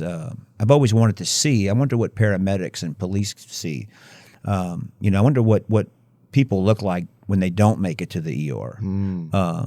I can remember having my brother was in the Iraq War, the first one a long time ago, and he'd brought back some pictures, and he had some pictures of extremities and things, and I was just fascinated to see that. I don't know why I was born that way. But I was really fascinated to see some of that. And then that a la carte, huh? Yeah. And so then later in healthcare and seeing trauma, we don't, for someone that's not in healthcare, yeah, it's hard to see and imagine, but I don't necessarily see my eyes, or I'm looking at science and anatomy. That's just a femur or that's just a brain. This is parts of the anatomy that we've studied and seen before. Yeah. So it's not like I'm seeing you. I'm not seeing Theo. I'm seeing I just in general brain and knees and whatever. Yeah. arms. I mean, people say, how can you be a coroner because you see bad stuff? Well, an orthopedic surgeon will take your arm off, and they're dealing with blood and all kinds of things, and they remove your arm and then put it back on. So it's the same thing, kinda. It's just what we see. Do you ever feel like, so you determine the time of death? Yes. Wow. And how do you know if you get it right or whatever? Like, does a buzzer go off or something? Like, how do you? That's actually tricky, to the exact time of death. Okay. There are things that can be done. You can do a liver temperature. you can, the stage of decomposure. If there are maggots and bugs on the body, that can give you a window of how long they've been down. Flies lay eggs, and then you can even take the maggots and send them to a lab, and they can tell you what their age is, and that can help you determine time of death. But that's a bit extreme. There's other ways. When was the last time you spoke to Johnny? When was the last time anybody saw him? What were his complaints when you saw him? When was his last Facebook post? When was his last phone call? So you can kind of get a window into that time of death. Even rigor mortis, it comes on and then it lets go. And there are certain time amounts on that. So we can figure out, an approximate time of death, unless you're working in the ER and they stop breathing, or the paramedics are there because maybe they're sluggish, but they're not completely deceased. That's an exact time. But other than that, it's a guess based on evidence.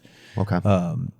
When they call us, we issue a time of death. It's when they contact us. So we get called on Johnny by a nurse in the ER or a police officer, and I immediately look at my watch and say, okay, time of death is 10:15. That's not the exact time they died, but that's when they notified us. So okay, close enough. Yeah. And if you get it right, you don't get like a notification on your phone? Like nobody... No. There's no reward or anything for getting it right? No. Okay. Not at all. Now, it does help the attorneys, and when there's lawsuits happening, or they need to get as close to the time of death as they can for homicides, because then it puts people in different places. Where were you at 10:50? So that's why sometimes it's really important to know as close as you can get to that actual time of death. And is there like a toe? You guys do actually. You always hear about toe tags, right? People put a toe tag on a body. Is that true? So we don't put it on the toe, but labeling that body is very important. If I'm going to send you to autopsy, I don't want to mix you up with someone else, or I don't want to send you with nothing. And then I always type a report on my death. Everything I see, I have to type and put into a report. So when that pathologist is reading that report, I'm painting a picture for him, and that helps him in his autopsy. In fact, I brought you one. I brought you your own personal toe tag here. No. If you want to hang that on the wall. Gosh, this is... You can hang it on your toe if you want, but... I don't know if my mom would be happy if I accept this right now. Oh, to be determined. Thank you. To be determined, yeah. But you also put that under sex. Yeah. So. Well, I think I have you in NOLA. Place. That's good. Yeah, that's where I was born at. So yeah, I could see myself dying over there, bro. Yeah, that's a great conversation piece, Yeah, it is actually. That's not a bad dude. Thank you. Yeah, very sweet of you, bro. Speaking of New Orleans, during Hurricane Katrina, did they bring in a lot of coroners to help out? What happens when there's a natural disaster like that? Yeah, we can. Did you get called in? I didn't go to New Orleans. Actually, I volunteered for Lafayette because there was a lot of, not coroner, but healthcare in general. Oh, I see. So there's a lot of other recurring deaths, and even in the outlier areas. Yeah. I'm just thinking of Katrina because it was one of the more known hurricanes. I think, what else was there? Ida? I'm trying to think what else was over by you guys. Hurricanes, yeah. Ida. There was some in Texas. If there's a big natural disaster, is it like we need all coroners to this part of the country? Does that ever happen? Well, we do have protocols. If a plane falls out the sky and there's 100 people, we do have protocols. We can reserve a cooler truck. We can call Walmart and say, hey, one of your big freezer trucks, can we borrow one? Mm-hmm. There's a whole team of people that we're prepared for that, mass shootings and whatnot. It's important to identify who each person is. So we can contact their families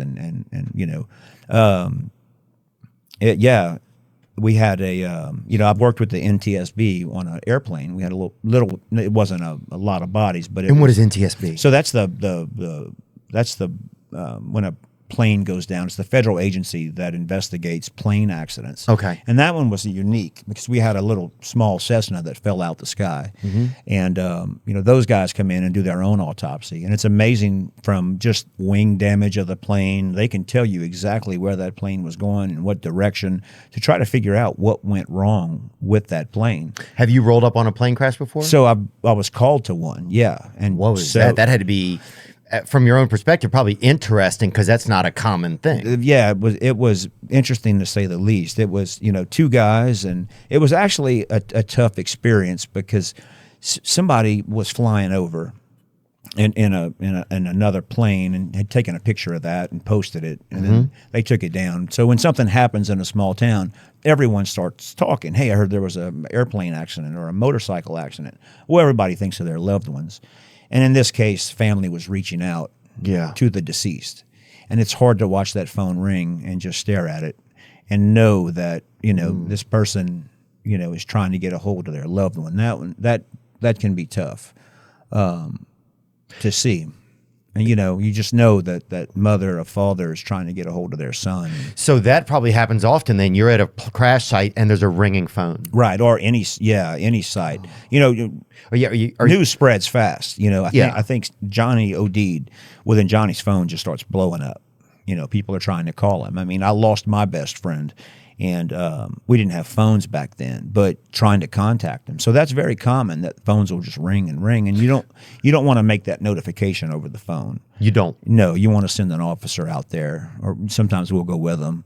But you will?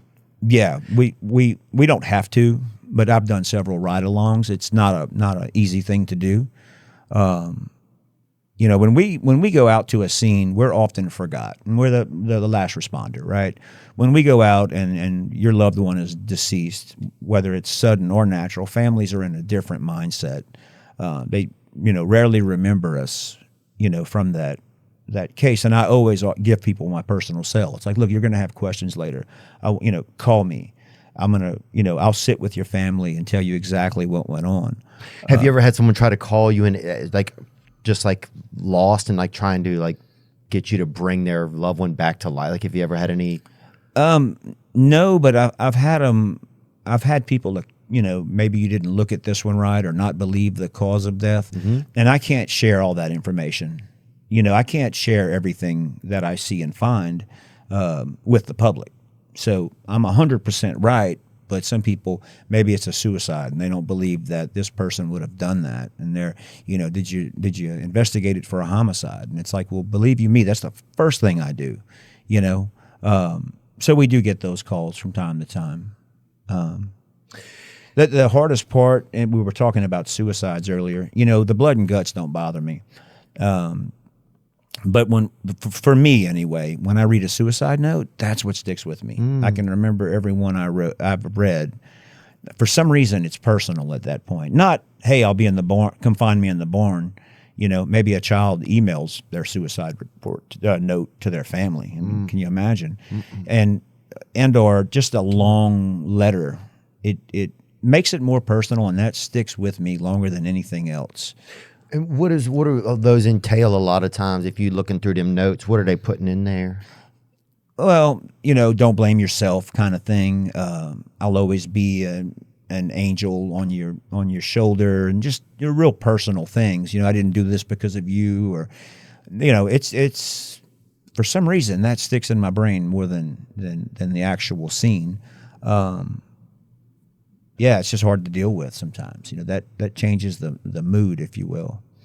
Has there been a death that was really just blew your mind at how tough it was to deal with? That's something that maybe it attached to something you had personally in your life or an experience that helped you learn about yourself? Yeah, those are when you'd ask me about personal ones. I guess when I see, I have children, and when maybe not that long ago, I had a 22-year-old lose his dad. And to watch that 22-year-old walk up to his father in an ER, I could imagine my children coming to see me, and it, those hurt. Same as with babies, and all those things are hard to see. They really take a toll on us, and there is no out for us. We have to deal with it best we can.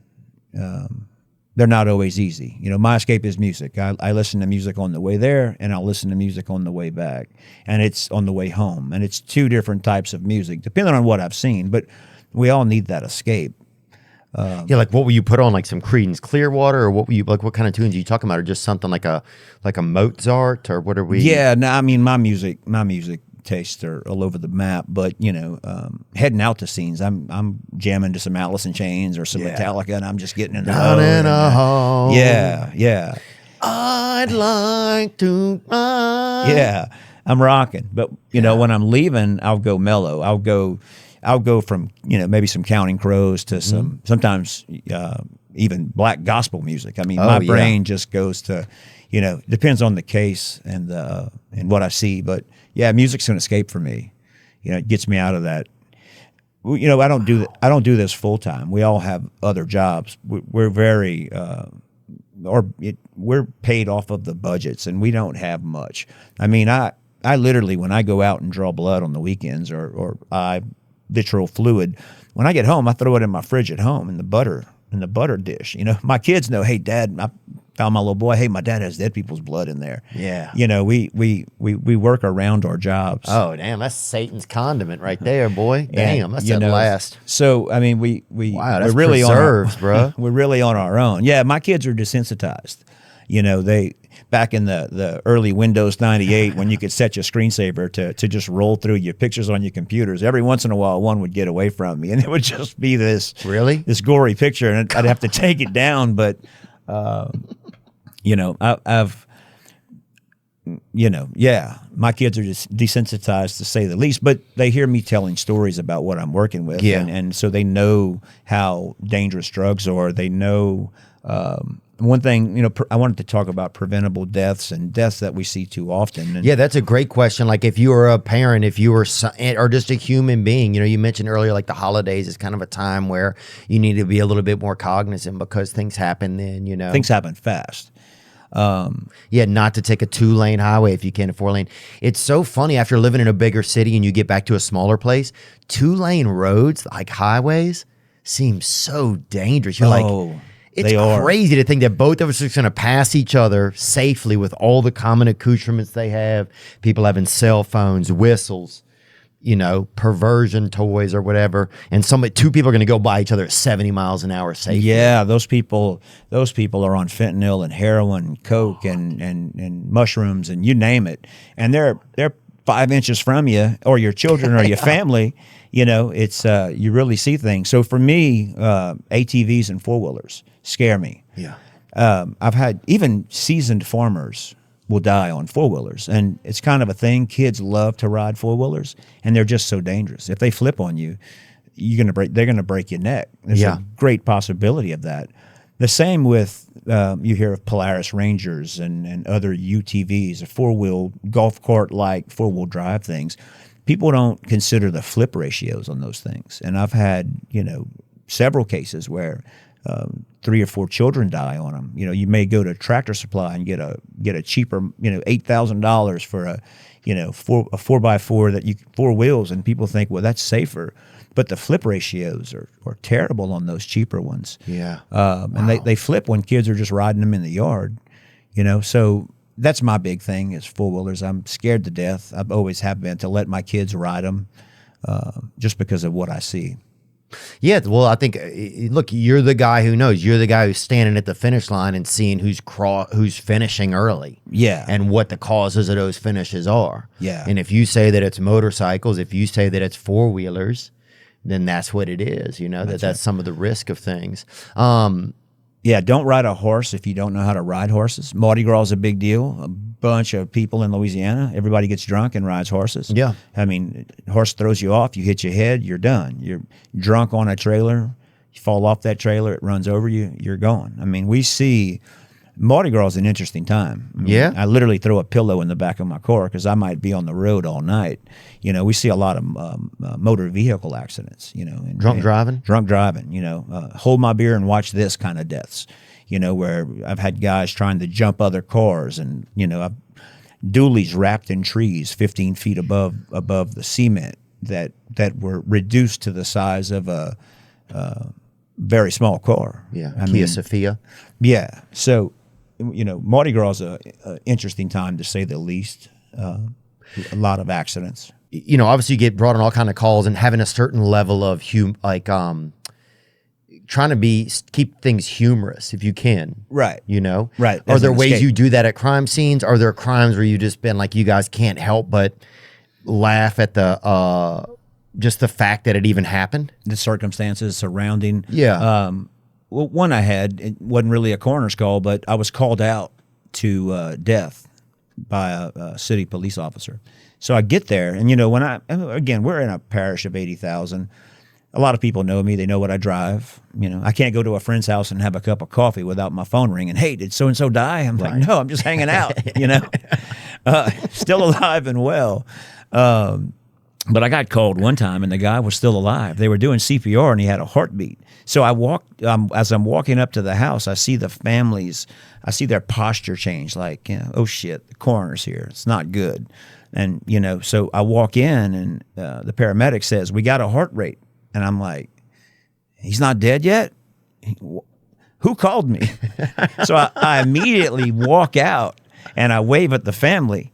And that guy's still alive today. And you can imagine them saying, you were so sick. Wow. The coroner came. Those are, we see crazy things. One lady was told to put jelly. She had a really bad infection. Mm-hmm. She was putting jelly between her legs. Okay. Somebody said, put some jelly on it. Well, she was rubbing. Like what you mean, like Smuckers or something? Well, that's what she was using. Okay. Normally it would be more of a KY jelly or something for that. And her legs were purple. And it was like, what's going on here? And her neighbor said, well, she was putting jelly on it. And it's like, wait, what? You were using Smuckers? That's the wrong kind of jelly. But, we've seen wedding rings around penises. It's like, man, how'd you even get that on there? Yeah, just wow. That must have been. That's a big promise. Yeah, huge.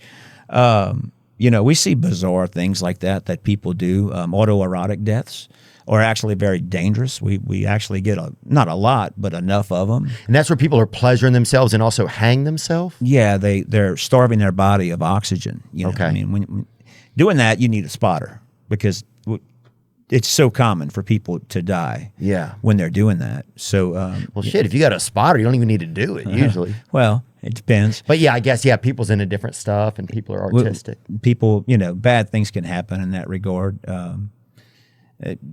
Just bizarre things. Now, back to we were talking about animals. I had a call from police, and they weren't sure. They didn't see a gun, but it appeared that someone had there was foul play based on the face and of the decedent. Okay, and that was just rodents, that had gotten into rats. The home. Yeah, so it looked, suspicious of a homicide. So but enough rats get in there.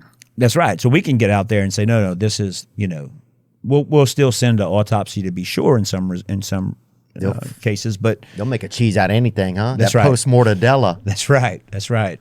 I'm fascinated by that cat that took somebody's head off. They'll take somebody's head off, huh? Yeah, completely.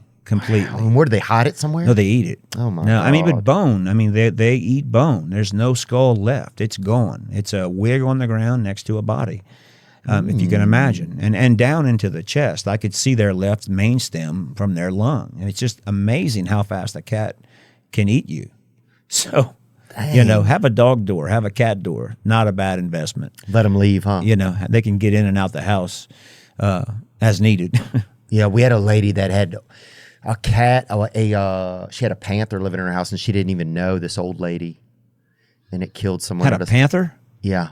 Like a real panther? Yeah, she didn't know. She thought it was like a rescue cat or whatever, and it killed someone at a surprise party. Wow. Imagine that. Dogs, I've had dog accidents. I love pit bulls. They're gorgeous. Mm-hmm. Dobermans, beautiful animals. But I've seen people that they've just reacted and grabbed their neck and killed them. Those animals can be great. And they can be dangerous, What about some unique animal deaths you ever rolled up? Because Louisiana, bro, you know what I'm saying? Anything. Some people, that other than, having a good pet, having a pit bull as a pet and it biting the owner and getting them in the right spot, that's... No alligators, No alligators, not yet. Now bodies that have been chewed on by turtles and possums and other animals when they're dumped into the water, that's hard, that's tough. But again, that's, not a whole lot of animal deaths. Now, riding horses and not knowing how to ride, like I had mentioned, horses can really mess you up. If you don't know what you're doing, it's a big animal. Oh, yeah. At Mardi Gras, once I saw two horses making love when the cops were still on their back. Oh, wow. Yeah. Well, we see that. And that's, somebody joins the Mardi Gras ride with a horse that hasn't been fixed, a stud, and they'll climb the back, Oh, And yeah. And, that's, That's harrowing as a kid seeing your stepdad, yeah. getting overtaken by some animal. Yeah. Well, yeah, that's a thing. Other crazy cases are anal insertions. It's like what people, And what are people doing it for? for pleasure. Oh, okay. We would see that a lot in the ER, but I had a case where the guy obviously didn't want to go to the ER. And so he had a hammer and was using the backside of a hammer. To put in his buttocks? Right. And that can perforate your colon and then you get really septic. Yeah. So, things like that. Damn. I was, another interesting case would be huffing, where people use keyboard cleaner to get high. And those deaths occur in parking lots of stores. Most frequently, you're going to find a huffer in the parking lot at Walmart. Oh, because they get out and get right into that can. They get, so I had one guy, actually a veteran, and that's how he would stop his nightmares. It was the only thing that worked. And so law enforcement's on scene, and they're like, we can't find any drugs, but there's air cans everywhere, and that's dangerous. The worst is when you think you're doing like huffing like one of those things and you actually get one of those horns. Yeah, I can imagine.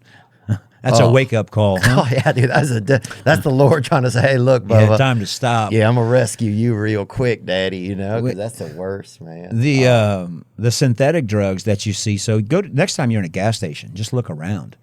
They sell Kratom. They sell oh, yeah, what is that? all sorts of stuff. My nephew was on it for a Zaza. while. So Zaza is one. Scourge or something? What the fuck? Look up gas station dope or whatever. Gas station heroin. Yeah. He was on. So there's Kratom, and there's the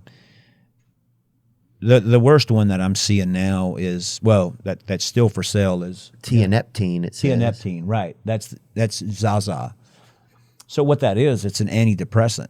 It's actually a tricyclic antidepressant that tags to the mu receptor, which is your opioid receptor. So supposedly, if you take one, it gives you that opioid feeling, but you're taking an antidepressant on and off and in large amounts, and that's very dangerous.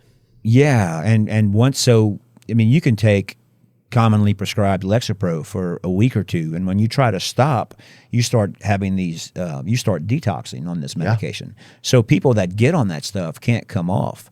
It's actually, when I was reading on it, it's worse than heroin, the withdrawals from that stuff. And speaking to gas station owners, they said people come in here every day. They scrounge up $30 to buy a bottle of this stuff, and they do it every day. And kids can buy this kind of stuff. They can go to a gas station and buy some bullshit, that you don't really know what it is. When the synthetic bath salts and the synthetic marijuana came around, at first it was a synthetic marijuana, and we didn't really get any. There wasn't anything bad happening, but then they outlawed it. And then it came back, and that's when it got really bad. That's when people, and I'd never seen this, but people were chewing other people's faces off, and it completely changes their psychopathology. They just go crazy on it. And these companies, they keep making them illegal, but they keep adding a different chemical to it so they can sell it again. And this was really. We would, bad batches. There's never a good batch, but we could tell when there were bad batches because of the psych units. We would get a lot of people that needed help being committed to bad psych batches units. of these fake like weed or those fake marijuana or bath salts, and we'd get calls where Jimmy's in his underwear holding a crawfish talking to God in the middle of a street, and he was on that stuff. I had one guy that was doing 60 miles an hour and jumped out his truck while driving, and that's what he was on. You hear of playing Red Rover with somebody, probably trying to win. Well, no, I don't know what the voices in his head were telling him, but he bailed on that truck. It's dark, the things that can happen, man. And so, is there moments where, like, so say if you are, because you're kind of like, you determine if people are dead or not, right? Yeah. Well, yeah, they're dead. I mean, yeah. Have you ever had somebody and they're not dead? Yeah, that's in that one regard where they still had a heartbeat, but yeah, no, it's never are they dead? I mean, even the law enforcement and people can tell. when someone's not breathing. You never showed up and be like, this guy ain't dead. No. Okay. No, not yet. Not yet. Have you ever like put somebody in a body bag and you low key had like some like, you didn't like that person and you were like, not like you were personally like, I'm glad they're dead, but there was a little part of you like because we all have kind of twisted parts of our souls that felt a little bit of joy, you think? No.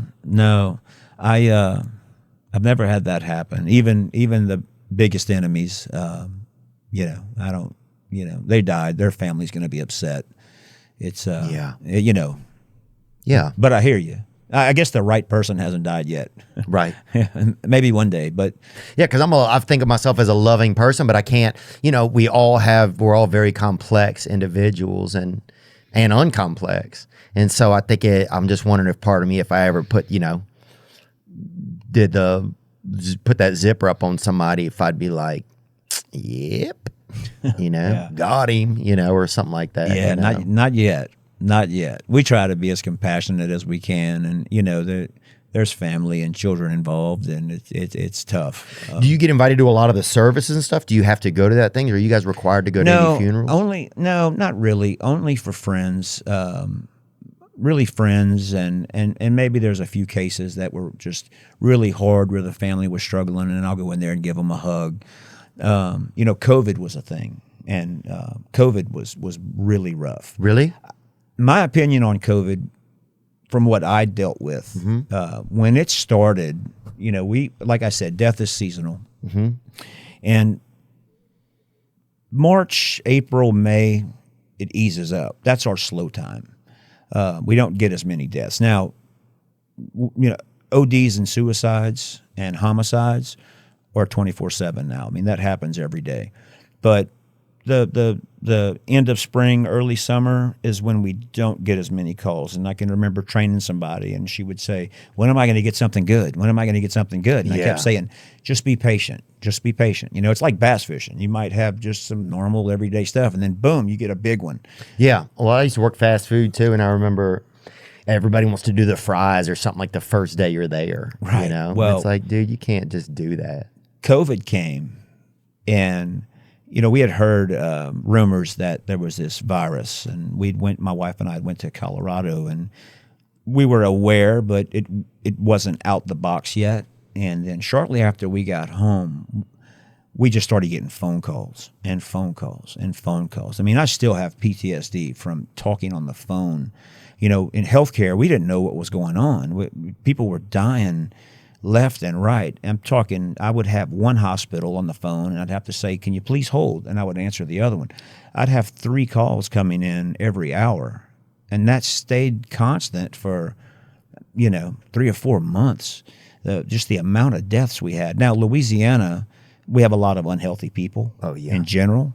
And when, COVID was the same thing every time. It was, before the nurse would tell me, I'm like, well, wait, let me guess. The patient came into the ER, wasn't breathing. Y'all put him on a CPAP. Y'all ventilated him a while. They failed that. Y'all put him on a ventilator, and the family withdrew care. Am I right? And they were like, yep, you got it. It was the same manner of death every time. And it was rampant. We didn't stop. And they had some people saying, oh, I don't believe COVID, and you're pronouncing these people and blaming it on COVID. Sure, they had diabetes. They were obese. They had all kinds of problems. But the volume of deaths that took off at that time was unbelievable. And it was a lot of it made it awkward for a lot of people I know, my friends. I've lost friends to that, friends' parents. It was just, it made it awkward. I'd go hang out with my buddy, and he knows, he knew that I pronounced his father, and there was a lot of that going on during COVID. People ever get mad at you for pronouncing their family deceased? No. But it just kind of makes it awkward. They don't blame it on you, huh? No, it does. It made it awkward.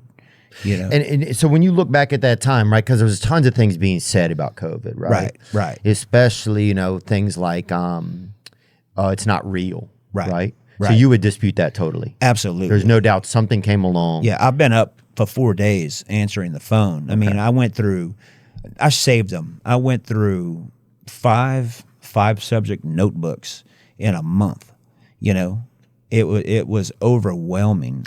Did you think that like the manner of like treatment, like because then there was a lot of rumors like, oh, people put people on ventilators they shouldn't have, that's what killed them. Do you think that there could have been some, and we don't know, I don't know a lot of this stuff, Right, you right. may have more insight than I do. Do you think that as the medical profession was figuring out how to best handle people, that that could have contributed to more deaths? I think we found better ways to treat them and make them manageable.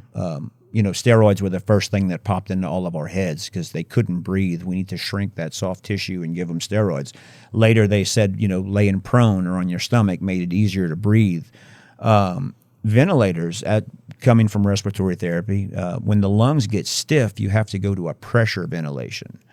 And it's actually called ARDS, ARDS.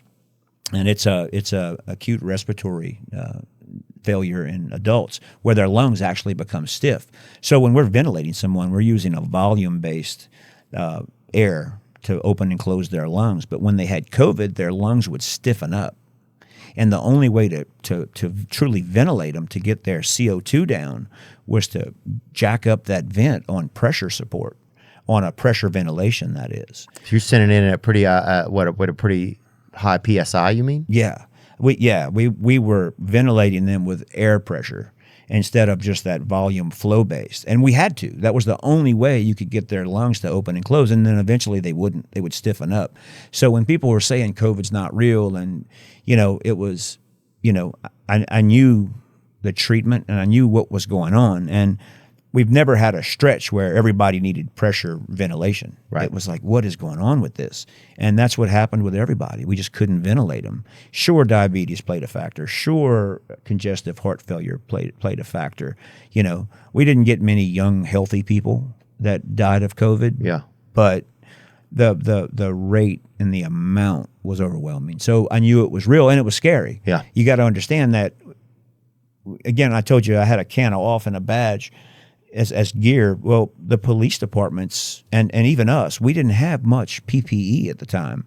So I would be on scene and, pronouncing someone with COVID, and I'm looking around and the cops had homemade masks, Yeah. I'm talking maxi pads and panties stretched over their ears to block their airway. Some guys wearing, like a Halloween costume. Or something. And I can remember one time where on a scene, and when you find a large amount of money on a scene and you're in that moment, and you open a duffel bag and there's $80,000, it's just human nature to do wow. You stare at it a minute. Not that you would take it. It's just interesting. But you deserve 10% of it. Yeah. You know what I'm saying? You fucking got it. You walked over there. Yeah, that's my tip. That's that tariff, bruh. But so one time, this guy he came in. He worked in a offshore or something. Mm-hmm.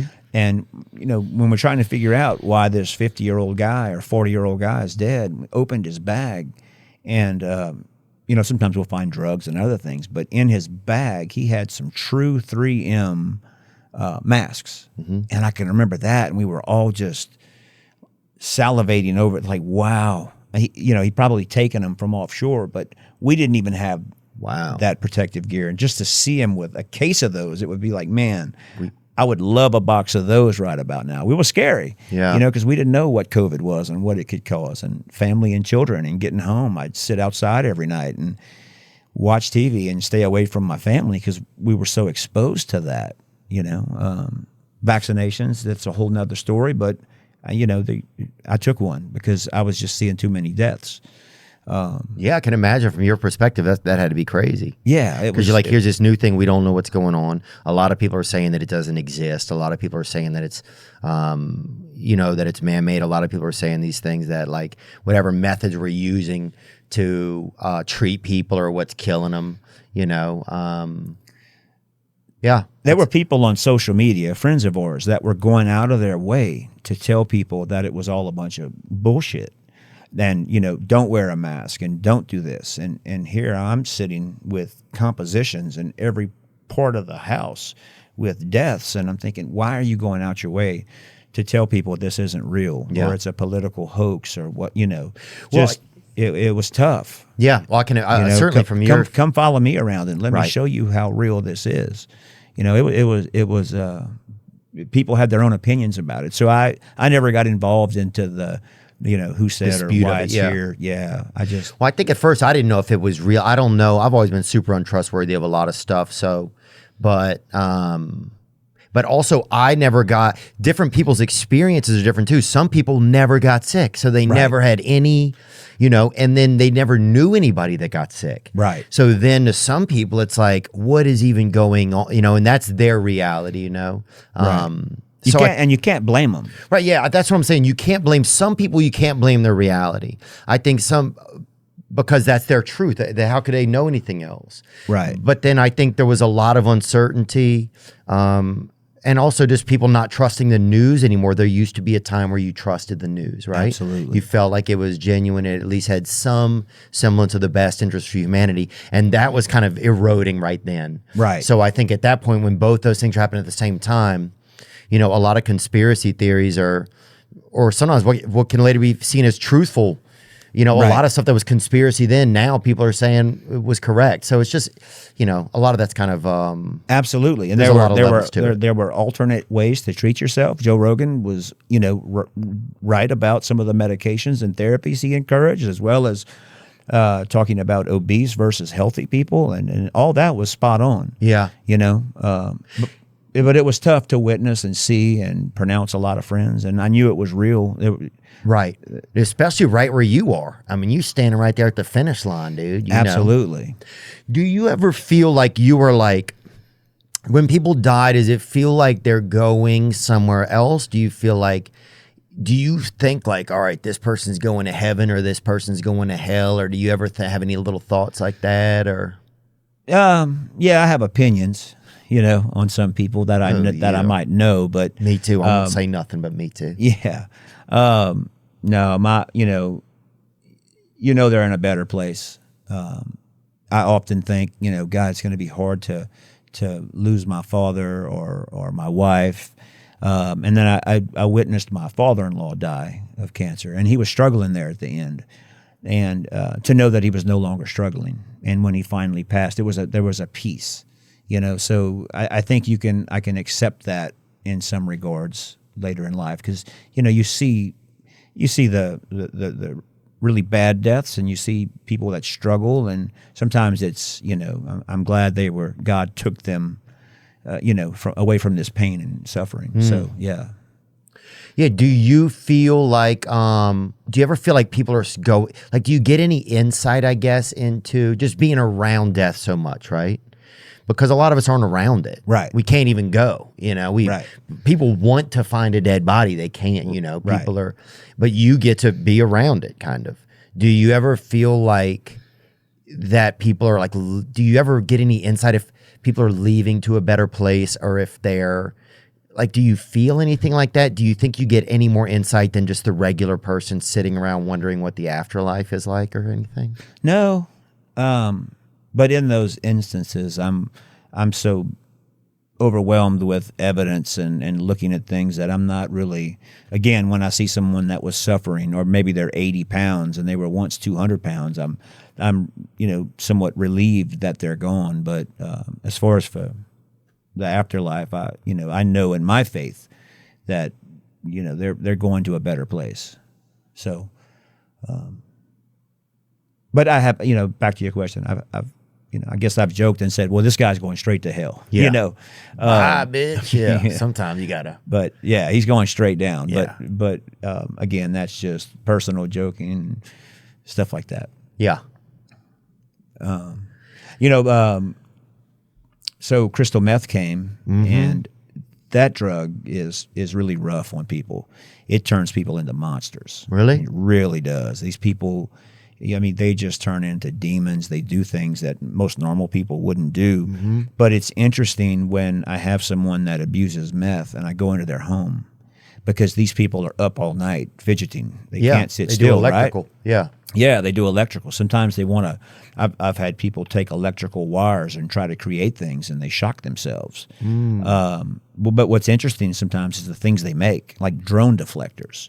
I went into a house once, and they had all these weird things hanging, and I actually went home and built one just as a memorabilia. But they'll take a electrical cord or rope, and then they'll sew or wrap a barbecue spatula on the end of it. It makes no sense. But they would put them in all the corners of their houses, and I'd ask families like, "Hey, what's that? What's going on with all this?" Like a dream catcher at Arby's, huh? Yeah, and it's like, "Hey, that's drone. That's what he said. Deflected the drones." You know, so it's kind of cool. Like, oh man, you know, the paranoia would set in, and it's interesting. You know, it's sad and it's terrible and all of the above, but it was interesting to see some of that. It is some of the creativity. There's a lot of like odd creativity in myth. You know, you can tell when you go into a house when there's calculators taken apart and just things that, you know, are disassembled everywhere. You know that, okay, this person was on some type of amphetamine. You ever had to go? You ever found somebody hiding somewhere real neat, like, or somebody died during hide and go seek or something?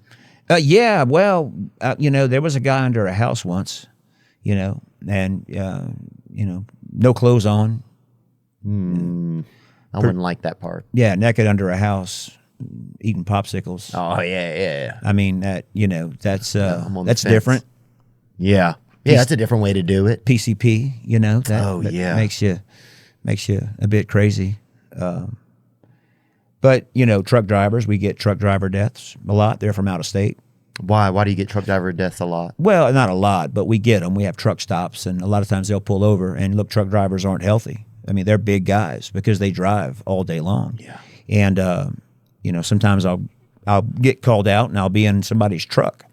I've never been in a truck driver's truck before until I started doing this, and I'm looking at how they live, and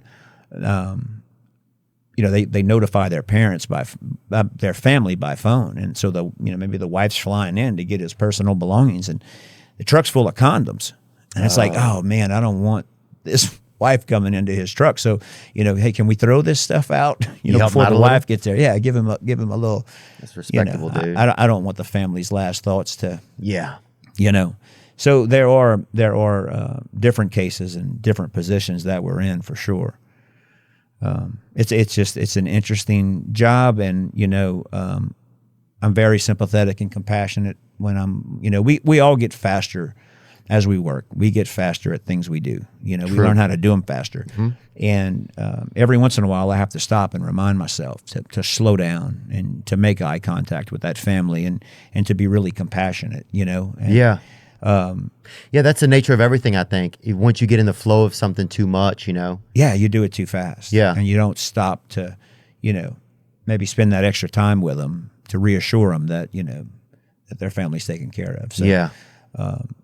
Things like that. Yeah, I mean, it's easy to even joke about, you know, from being removed from it, you know. It's like, it's easy sometimes to try and make levity of some of the situation, you know. What are there things that you guys have done, like in the moment, or things ever that happen, you try to keep some levity in the situation? Because yeah, the only opposite to such a dark moment is some levity, you know? Yeah. We'll tease the officers, joke around with the officers on scene, not so much the person laying there, but you try to pick up their spirits, you know, in all sorts of ways, you know. Sometimes you can ask them to hold something, and they think they're actually doing something that needs to be done, and they're just holding a needle. And, you know, an hour later, they're still standing there holding that needle. And it's like, you can let that go now, you know. But yeah, you know, you have to have a bit of humor. Otherwise, it'll eat you up. Yeah. You know, what's sad is for folks like us, you know, we're underfunded. We use our own cars, and you know the things we do. Wow. We don't have protective gear. So when I go out, we recently just got some, but when I go out to say a homicide, which is, we're seeing so many of those now. Yeah. African American kids are dying by gun violence, and Caucasian kids are dying from drug overdoses, and it's overwhelming. But when we get called out to a homicide, a shooting, you know, in one of the cities close to us, they're rated the number one dangerous place to live in Louisiana per capita for the homicides within my parish. And so it might be 3 o'clock in the morning, and I go out to a shooting, and I'm walking up to that scene. Well, by the time I get there, I'm, again, last responder, right? So I get there. By the time I get there, everybody in the neighborhood and family and friends are all on scene. So I'm parking 3 blocks, 4 blocks deep, and having to walk through a crowd of people that I don't know that are upset, angry, high, you name it. Yeah. And I have to go to find that body and the police officers, and it can get hairy, and I'm in scrubs, I'm not dressed in a bulletproof vest or anything. I've been on scene where shots were fired. It was a block away, but when you're in scrubs and shots are fired, it's pretty tough. Yeah. Yeah, because somebody's already dead. Yeah. I would have started saying that. Hey, Yeah, well, there was a case in North Louisiana where the guy was shot and the paramedics were working on him. A friend of mine was actually on this scene, and so they're working on him, and a guy walks up and says, hey, man, is he going to make it? And the paramedic said, yeah, I think he's going to pull through. And the guy shoots him right there. Boom, boom, boom, puts 3 more rounds in him. So scene control can be tough when there's, 2 officers and 300 people. Yeah. Just recently, and again, my condolences go out to this officer who was just killed in another parish next door to us. I mean, great guy, really good guy, and there wasn't many people there for scene control, and one of my friends showed up as a marshal, and the whole crowd was telling him, it's about time one of y'all died, and just saying things that, y'all all need to die, and, you have guns, but we have bigger guns. When you're by yourself, at 10 o'clock at night with 300 people cussing at you, I mean, that's hard, and that's hard for those officers. Yeah, they don't get paid enough. No, and they don't. They don't at all. They really don't. Nobody would. And a lot of these young officers haven't been through healthcare, and they see things that I see. We see them more frequently, but still, those young officers that are 22, 23, they're looking at things that they've never seen before, and like you mean victims and stuff like that. Yeah, situations. Every death that I see, decomposed bodies, and you name it, children and babies, and it's tough for those guys. And I have I'm partners in a company where we do psychological evaluations for law enforcement. Oh, that's wonderful. Yeah, so we have a team of psychologists that review. They take them through different tests and instruments and determine if they're suitable for law enforcement. And right now, the only people that are applying for law enforcement are high risk, and that's what makes it tough for city police. You got to hire somebody who was shoplifting 2 months ago, Right. So they're not getting a good batch of officers right now, and cops in general have been put down. The whole defund the police. Oh yeah, all that stuff's ridiculous. So it's yeah. And you have people moving out of cities. There's just so much there's so much crime in a lot of cities. I was just in Memphis the other day, and it's beautiful, great city, right? Mm-hmm. Gets really dangerous. There's a lot of there's a lot of shootings, a lot of black crime too. Unfortunately, Right. like when I was growing up, 2 of my best friends, my black friends, got killed by other young black men. I think it's just a bummer some of that happens because it makes it scary to live in certain places. Very. And then it's like if you want to move away from places like that, people say, oh, well, it's like white flight or Right. It's a racial issue. But it's like, it's just fear. It's like you just want to be safe. It's There's, I don't know. And there's all types of violence, but it's sad to see a lot of that. A lot of these kids are 14 and 15 years old. Man. And they, trading video games.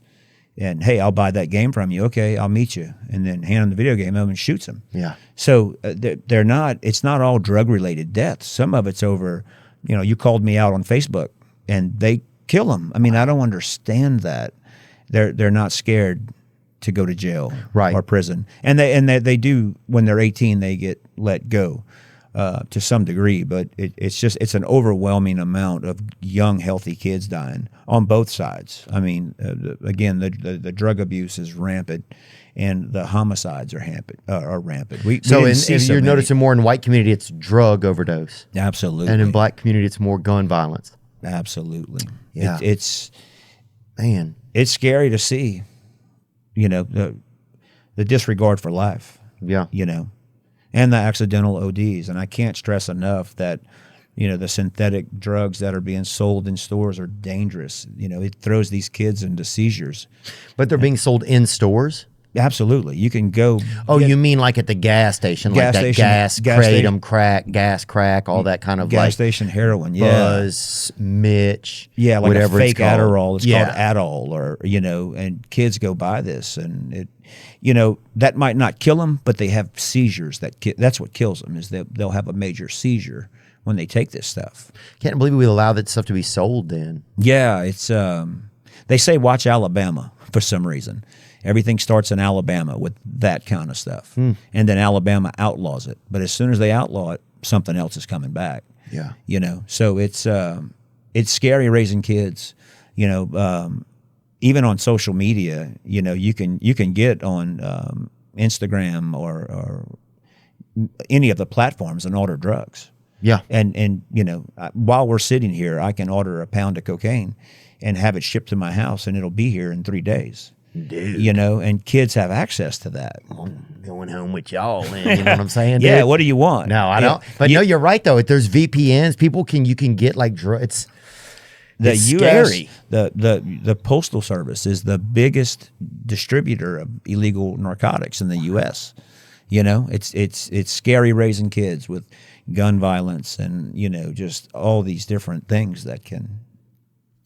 Yeah, it almost seems like it's just becoming like another country than it seemed like when I was growing up, when I was a child. Drugs didn't kill you back then. No. Nobody shot you. It's different, Yeah. But there's still positive things that I can help people with. One area I did want to mention is babies. My godchild just had a baby. And I like babies. Yeah. I see, we work babies. We have not a large amount, but babies die, newborn babies. Some of the things you can do is, when we raised our children, they all slept in the bed with us. We put them right there in bed with us. And luckily, we never lost a kid. But if you have a baby, I've never pronounced the baby in a baby bed or a pack and play, one of those little small cribs. What happens is parents will put babies in the middle of a king-size bed because they're so small they can't even roll yet. And they put them in that bed, and they'll basically suffocate. We all used to say it was SIDS, but it's truly positional asphyxia. So that airway's like a straw. And if that straw kinks, but as long as you're using baby products, like a baby bed, I've never pronounced the baby, unless of course they were using like an adult blanket in a baby bed. So there's things you can do in that regard, that's things I can teach people. So not have your baby in bed with you. Don't put your baby in bed with you. Don't put them on the couch sleeping while you wash dishes. Because they roll off. They'll roll off. They'll get wedged, or the pillow is so soft that they can't adjust their head and neck. Oh. So there's things I can teach people that how preventable deaths, and babies is one of them. Something that I can share with new parents. And yeah, no, it's super important.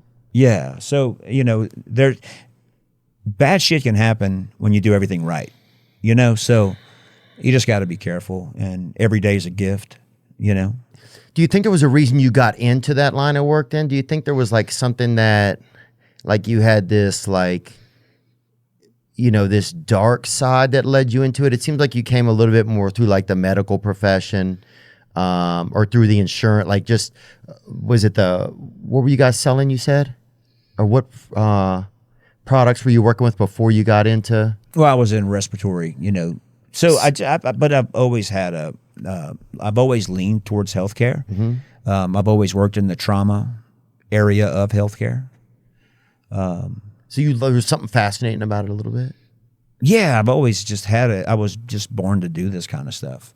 I don't do the coroner's office for money. It's not I saved my best friend's life, and I look back on that, and it was a blessing to have that that ability. Amen. To be able to just be there and be a part. Yeah, if you hadn't been there, who knows? Yeah, so that's a real gift. But yeah, I don't know what shifted me into it.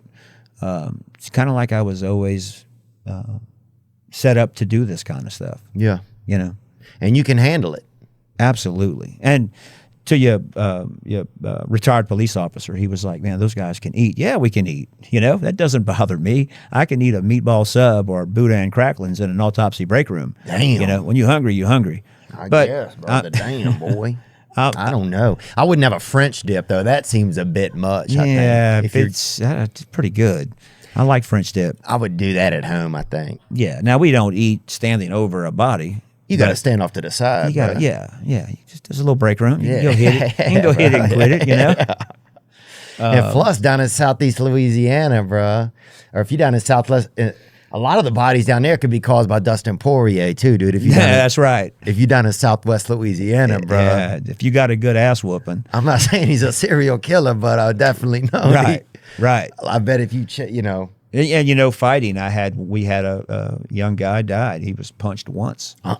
And it was a hard enough hit, and he collapsed and hit the cement, and that's really unfortunate. But again, it doesn't take much, you know. life's pretty fragile. Does it seem like that? It really is. It really is. Every day's a gift, man. Some of the things we get frustrated with our family and friends are not worth the frustration because they may not be here tomorrow, or you won't be here tomorrow, you know. And I learned that.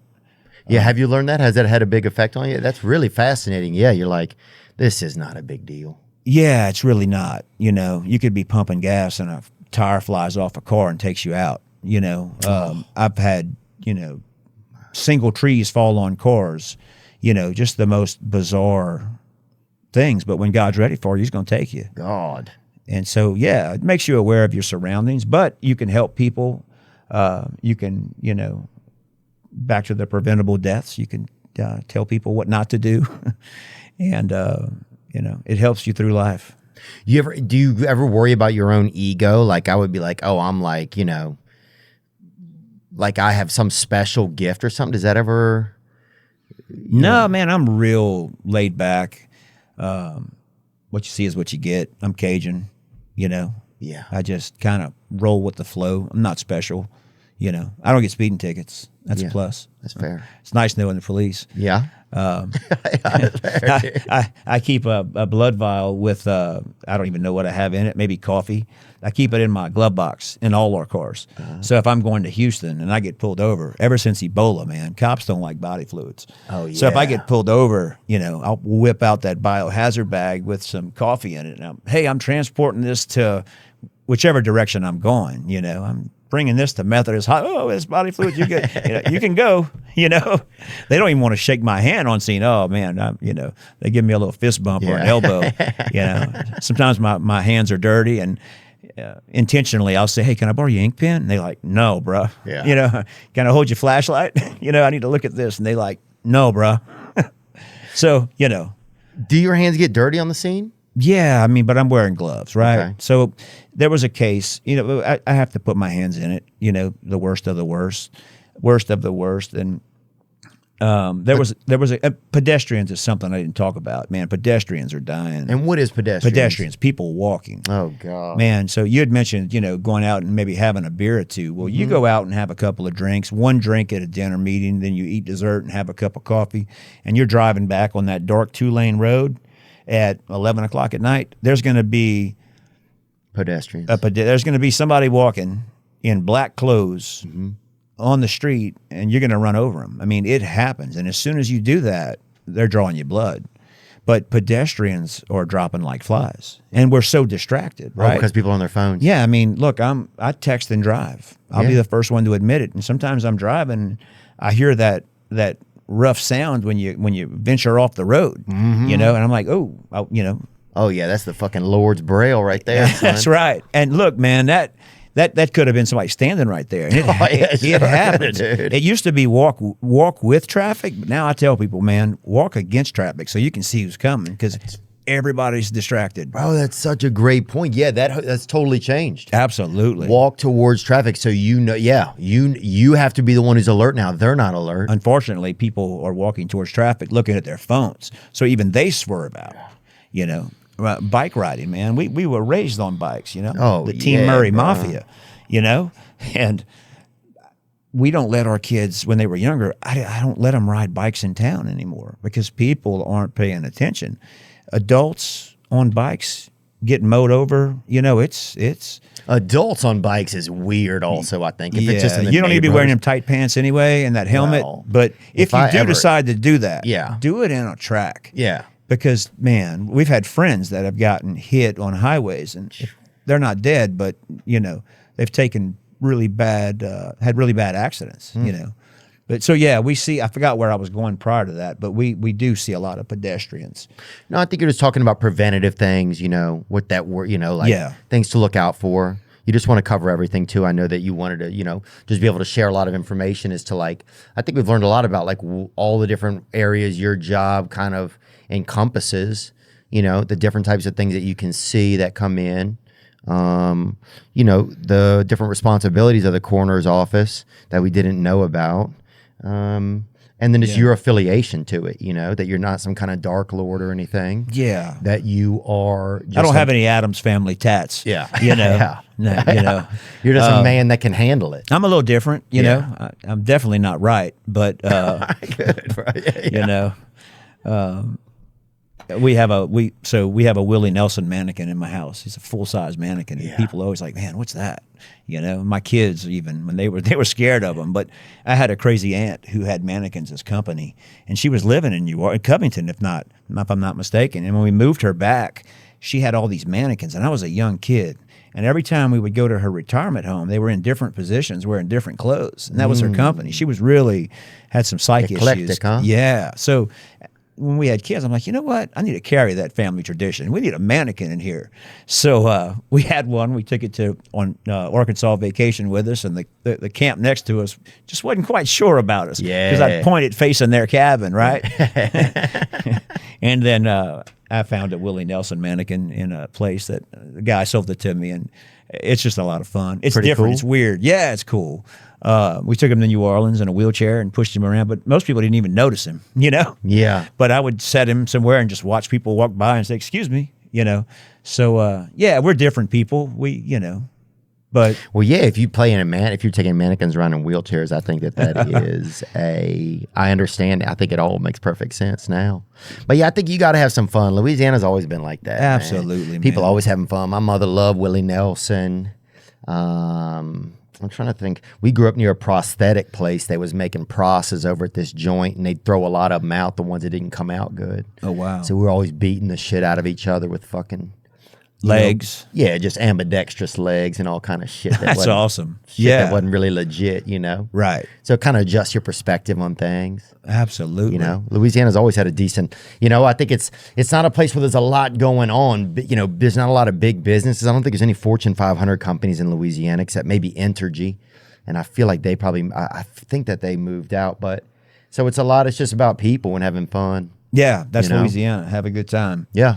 It really is, man. And I think you got to make the best time you can, no matter what you're doing. And you guys, police officers, it's just a position where, it's not very rewarding, and you catch a lot of people on their worst day. Absolutely. The worst days. Yeah. Nobody calls like, "Hey, coroner, Yeah. we're having a great time over here." Right. Like I said, I can't go have a cup of coffee with a friend without them thinking that they did. Bad news showing small up, huh? town, Yeah, dude, you're almost like that plink, like a roulette ball, Yeah. You just drive around a neighborhood and then you stop wherever you want. Especially during COVID, Or you could park anywhere and somebody's dead. I just stayed home. I mean, it was like Monty Python, bring out your dead, but I'm not dead yet. Yeah. I mean, that's what it was.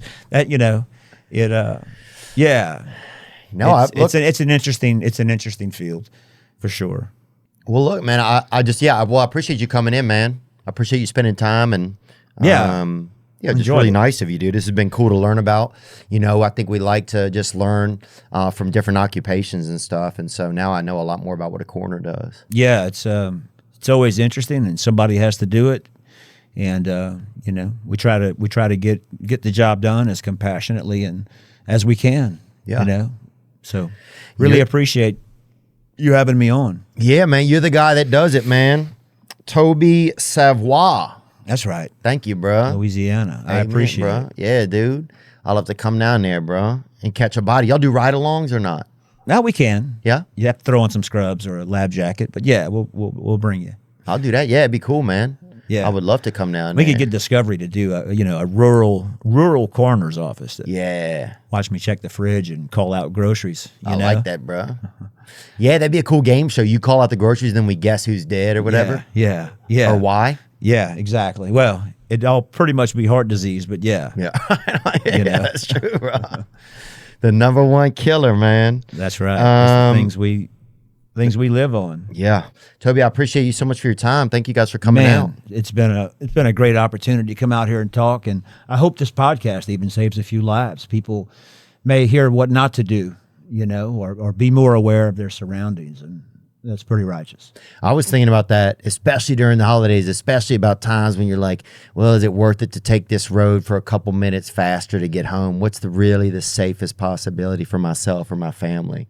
Because, there's a lot of dangerous turns out there these days, and it's up to the individual, really, in the end, you know, to try and put themselves in the best situation, especially when our country or our laws and stuff like that aren't even going to do that anymore for us. You know? Right.